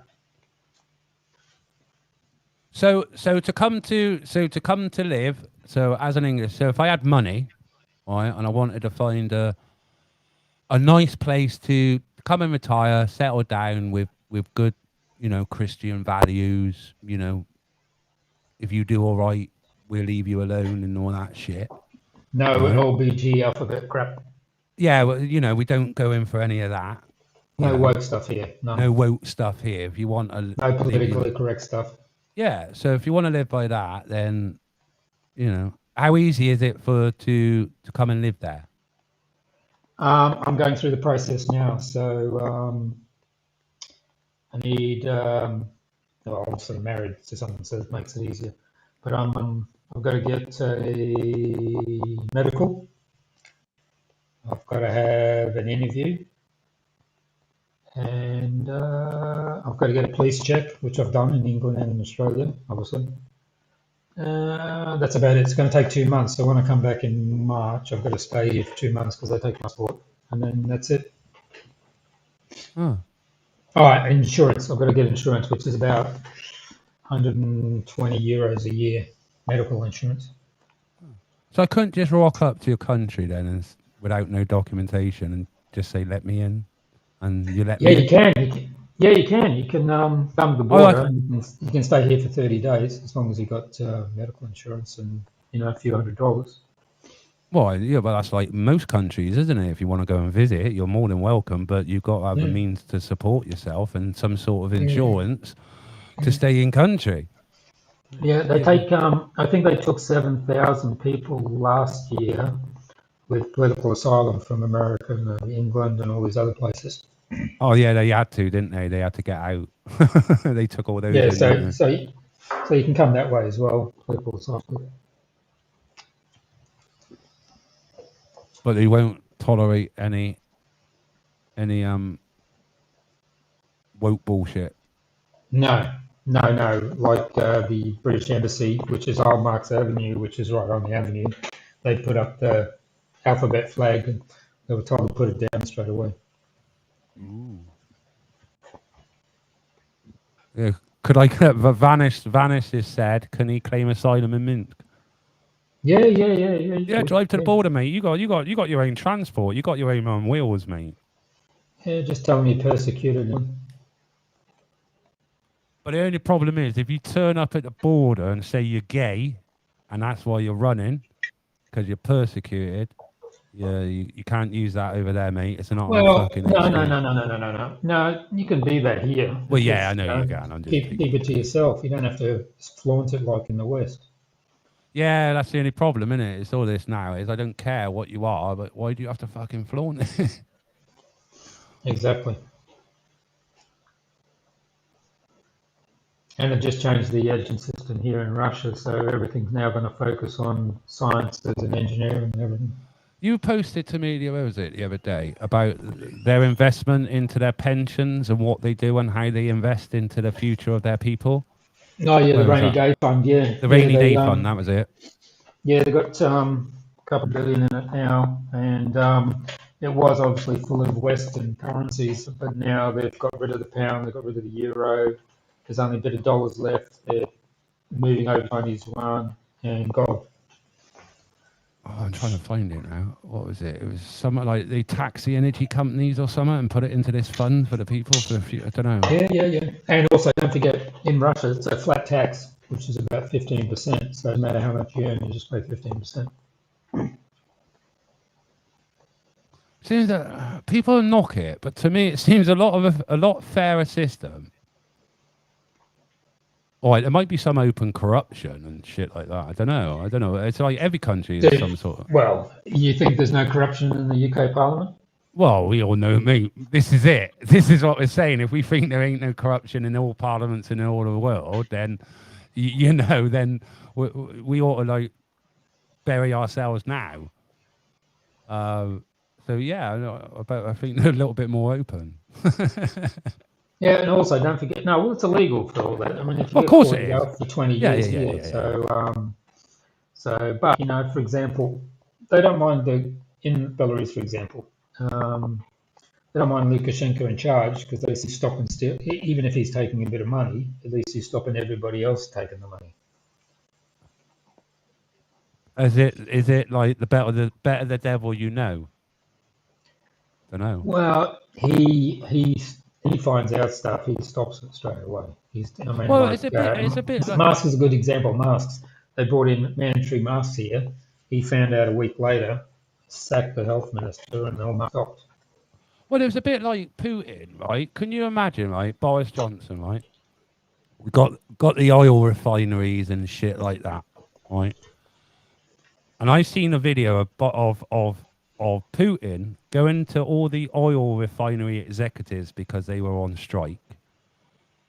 And he sat them all down and gave them all a piece of paper and said if they don't sign it, they're all out of a job and he'd take over. Right? So he basically gave them an ultimatum and they all signed this bit of paper and stopped the strike or whatever was like that. Yeah, right? Can you imagine? Well. Yeah, exactly. He takes no shit.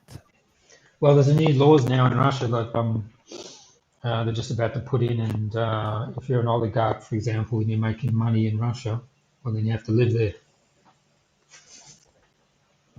Well, it's down to as well. You posted to me, changing the subject again.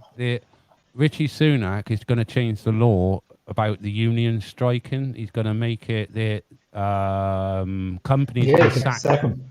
Yeah. Sack them for striking. Now, I said that all this striking that's happening now, he's going to do something to fuck over the unions to get you, because we all know unions control a lot, right? They control a hell of a lot. And they all want to take it into this World Economic Forum, and they want the unions gone. Because the unions are going to be a problem. Look what's happening now. So I think it was all down to They want unions gone, they want minorities gone, they want all sorts of things like that. Yeah. Anybody's got to check once that Whitney Webb interview. Yeah, we're talking about Whitney Webb. Yeah. We were talking about old Whitney Webb. Yeah.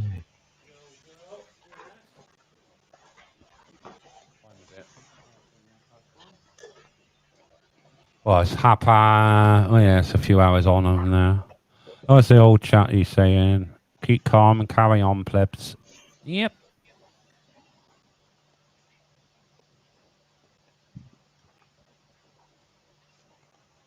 Yeah, but the corruption in England is, it's better hidden, better polished. Yeah. Yes. Oh, yeah. It's well hidden. I've done it a long time. Long time. So, yeah. And they always say the British are best at subterfuge and diversion, intelligence. Yeah. They always said that. I know the Russian lady knows that in Belarus 2 teens that were killed by policemen. Well, I think so. It's the laws here restrict with everything, eh? If you run someone over on the road, you're going to go to jail. No, nothing. Really, really strict, eh? Tax evasion, jail.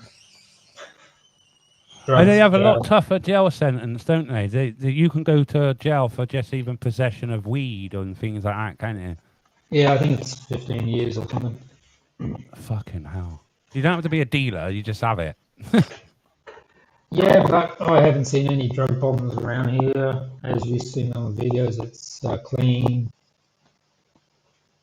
But I'm not saying that people don't do it, they just obviously don't get caught, do they? Don't know. Yeah. Well, I was offered mushrooms the other night. Was Boomer anywhere near that stray Ukrainian missile in Belarus landed days he travelled south? Yeah, that landed a few days, wasn't it? No, when you were travelling over to it landed, didn't it? It was 30 kilometres from where we were staying. So which isn't much for a missile. Well, not for a missile, 30 kilometres. They get there within a few seconds. Yeah. So, yeah. That's pretty close. But you didn't see any, did you? I asked you. You've seen a little bit of military, didn't you? But not a lot. The occasional vehicle. I think everything's travelling by rail. Yeah. And today, I think, or yesterday, Lukashenko was down at Brest and everything's ready. They're all integrated. Everything's ready to go. Well, like I said, that I posted that thing with the English sending their tanks. We've got to get there first. And by my reckoning, we've got to go over 3 different gauges at least. Yeah. Because our tanks ain't even, I don't think, how long did they take to get to? I think they sailed on a boat. They took a fortnight.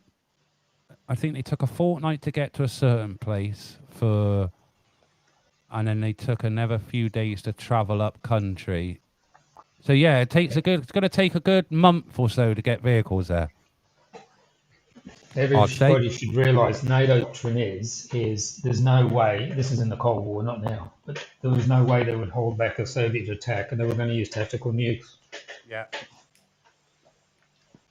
There's no other way we can really fight it, because we can't fight. We haven't got the land forces. We certainly haven't got how they're saying we're going to fight it. Small infantry troops that's going to go up against heavy armoured.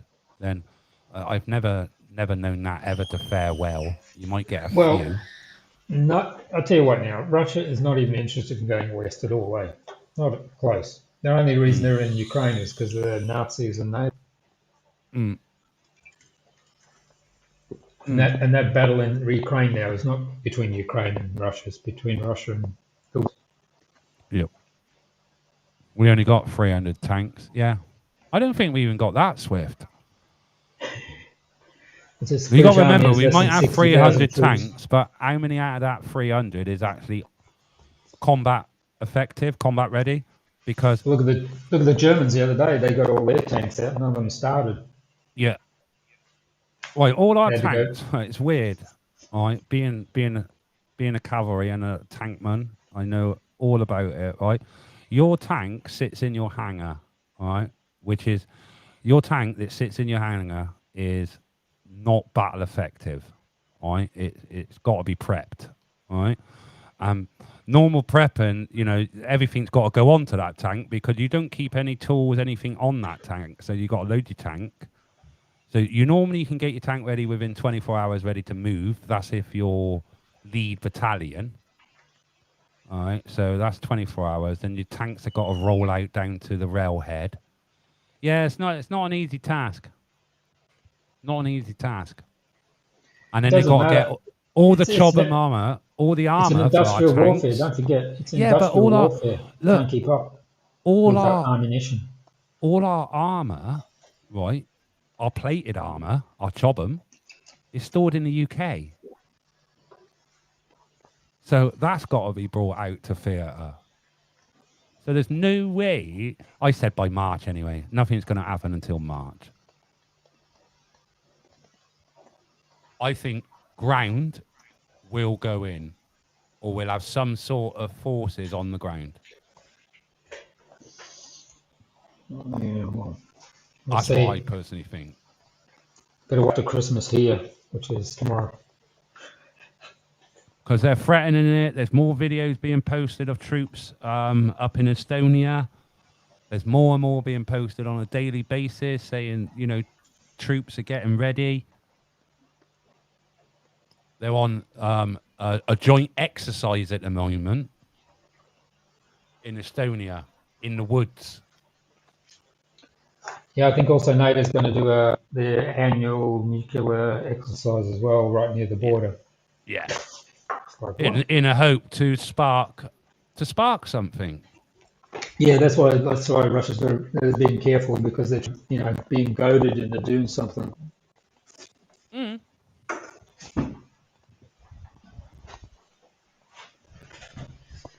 But you're dealing with professionals, not like those in the UK. Well, we haven't gone up against an army like Russia, have we? A Western army. Yeah. This is the whole thing. We haven't gone up against a Western army. Not in the modern warfare sense. It is quite, well, I would say we're well equipped, but Russia is yeah. Well, most of the media, when you talk to them, or you know, when you see them interviewed, they're just horrified how much artillery is fired at them. Mm. We couldn't sustain that. No, we'd run out in 7 days. Yeah, I think Russia's doing 25 to 30,000 a day. We'd run out of ammo in 7. Fact. Yeah. Well, that's why you've got a doctrine of using tactical nukes, because you'd run out of ammunition.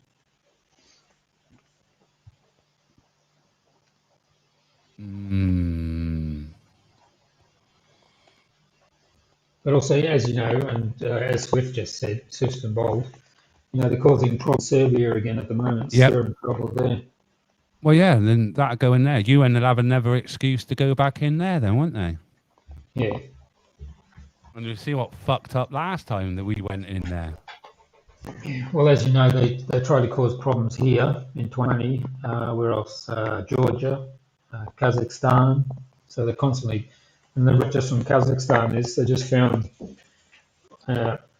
obviously links again to the MI5 and M6 and all these other places, and you know, thousands of cached weapons everywhere and all that.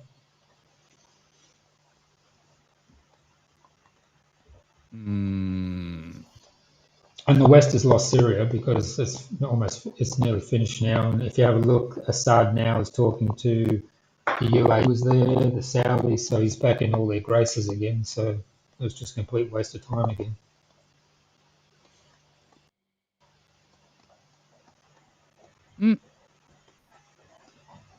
Oh yes, we're going to be stretched.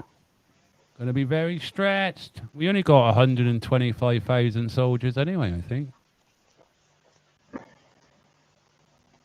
And then whatever we got in reserves. I thank fuck I'm not reserve anymore. Russia announced to increase the army and go back to from brigades to divisions again. They did in World War II.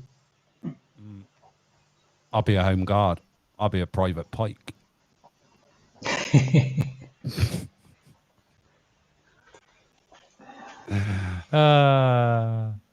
put it up them. Yeah, put it up them.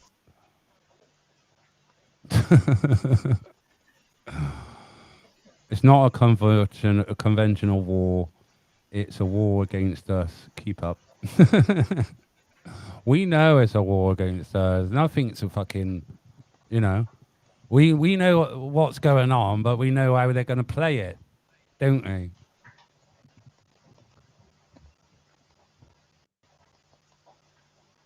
If the old depopulation ain't going to work, you got to start a war, haven't you? You got to be sure that millions of people are going to be killed. And I don't know if you've heard this, but Poland started mobilizing a couple of weeks ago. Did they? And 70,000 young men left. It's the same with Ukraine. Most of the young left. If you have a look at the army, most of them are all from 35 up. That's the other thing Russia's changing. They're not taking 18-year-olds anymore. You have to be 20 to join the army now. Is it? Yeah, they put the age up. See, we take soldiers from the age of 16, but they're not allowed to see active service or frontline service until 18.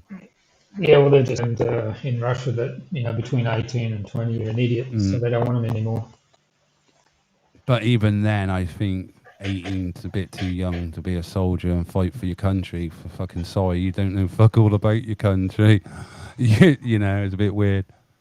Oh, unless you're getting invaded and all that sort of thing, that's different. Yeah, that's a bit. That's conscription, then, isn't it? Yeah.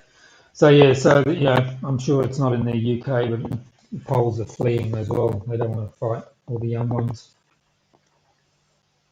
And I'm sure if the call went out for that we're being invaded, I don't think there was not one Englishman that won't freely pick up a gun if he's allowed to and pop a few people. You know. Yeah, but if you was conscripts to get or mobilization to go to Europe to fight, I bet you a lot of young people would try and get out of it. I wouldn't go. Well, you couldn't go. You're not. Well, they wouldn't let me go now because I'm classed. I'm classed as what they called HONY. Home only, not Northern Ireland. That means I'm medically unfit. Yeah.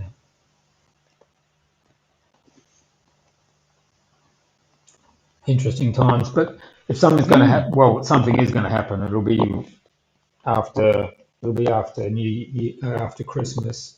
So within the next 3 or 4 weeks, something's going to start.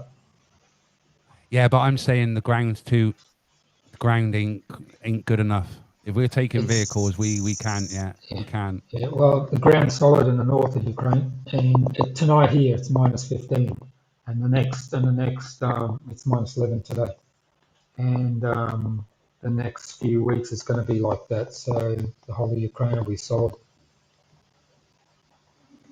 See, and again, most of our soldiers, well, all right, they're in Estonia on the, so they got the temperatures up there.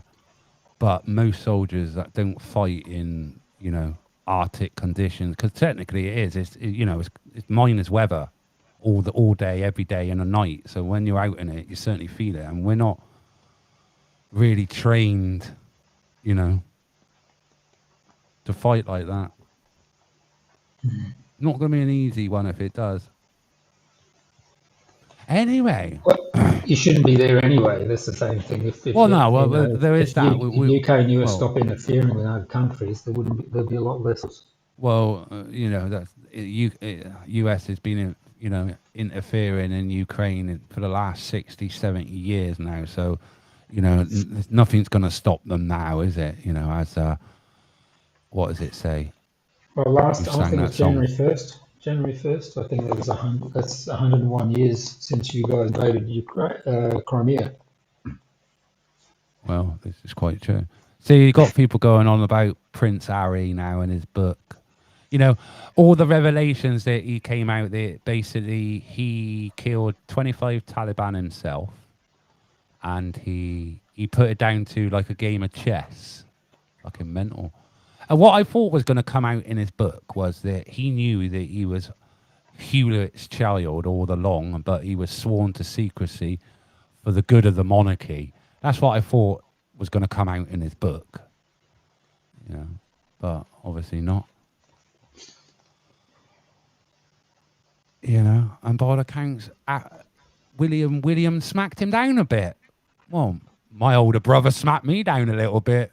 I'm sure other people who've got older brothers, they got smacked down a little bit as well. Yeah, that's true. But I also can see William would be an arrogant prick because he thinks he's going to win one day.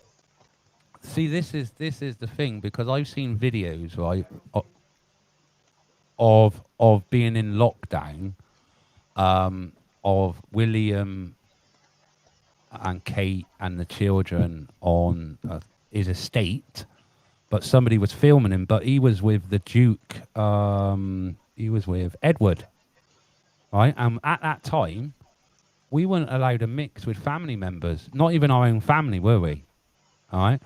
But this photographer caught them all together. By all accounts, it only came out last year, the video, but the whole video didn't come out when you seen, you know, him breaking the lockdown rules. And yeah, he was really nasty. And it all came out that William was being harassed by a photographer, and the photographer was taking pictures of his children. No, he's taking pictures of William being caught breaking lockdown rules. So yeah, William is an arrogant prick.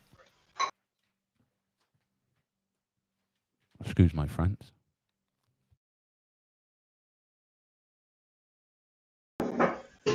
More distraction. Yep.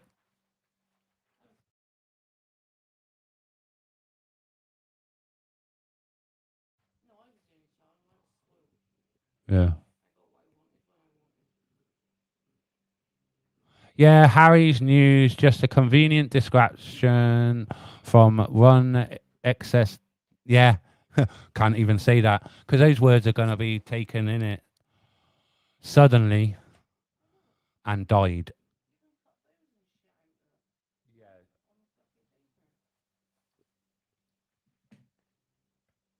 Anyway,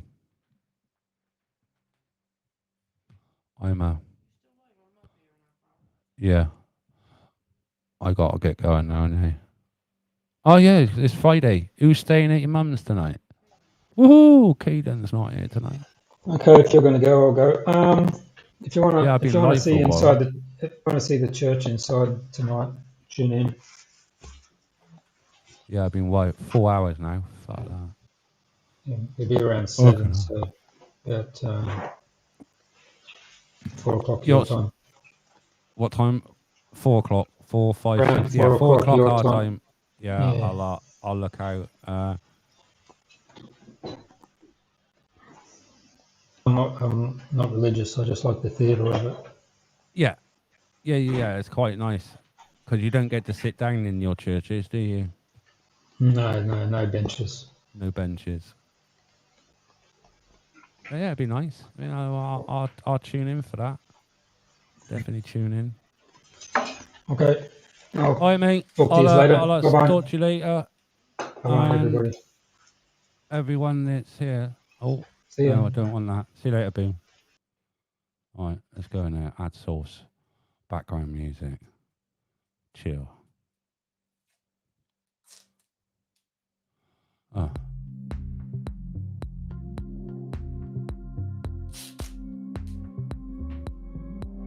There we go.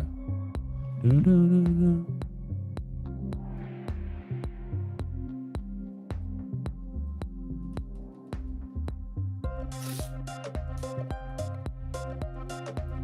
Right, guys and girls. Thank you for joining me. Again, they're using multiple hotels throughout the country. So they're using them in your local towns and cities. So, you know, surely by now, if I'm going to reiterate it again and again and again and again and again, show me evidence that the people that are coming in, the migrants that are coming in are UN soldiers or some sort of fighting force that are going to be set out against us, then I'm more than willing to open up and put that truth out there, because like this is what I'm all about. I'm about the truth, but I'm not going to glorify something that is actually a problem and turn it into something that it's not, just in the hope that it's going to get me a few clicks and views and maybe some ad revenue.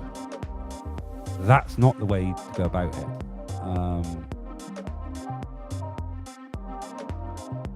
You know.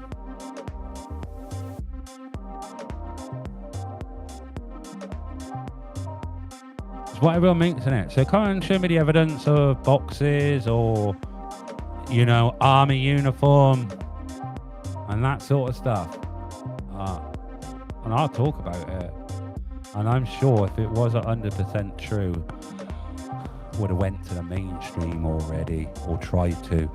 And then you'll get another video then when the mainstream refused to put it out there, isn't it? You'll get the content when you go to there and say, look, I got this, and they say I'm not going to play it.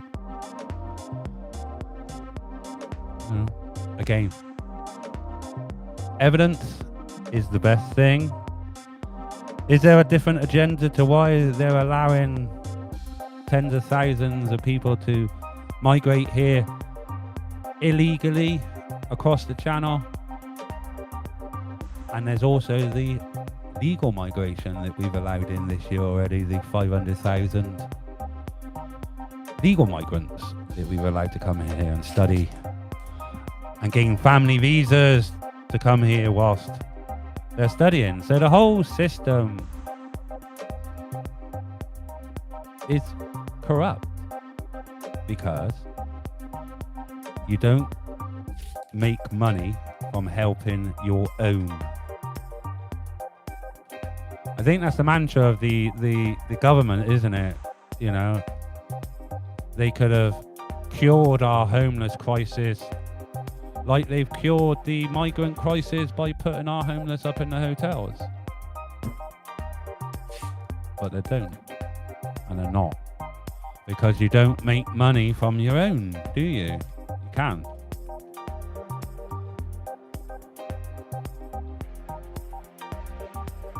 So anyway, guys, thanks for joining me. I'm off. I could be rabbit on all day of my take on why it's happening. Until the next time, ta-da, guys. Thanks for joining. Goodbye now.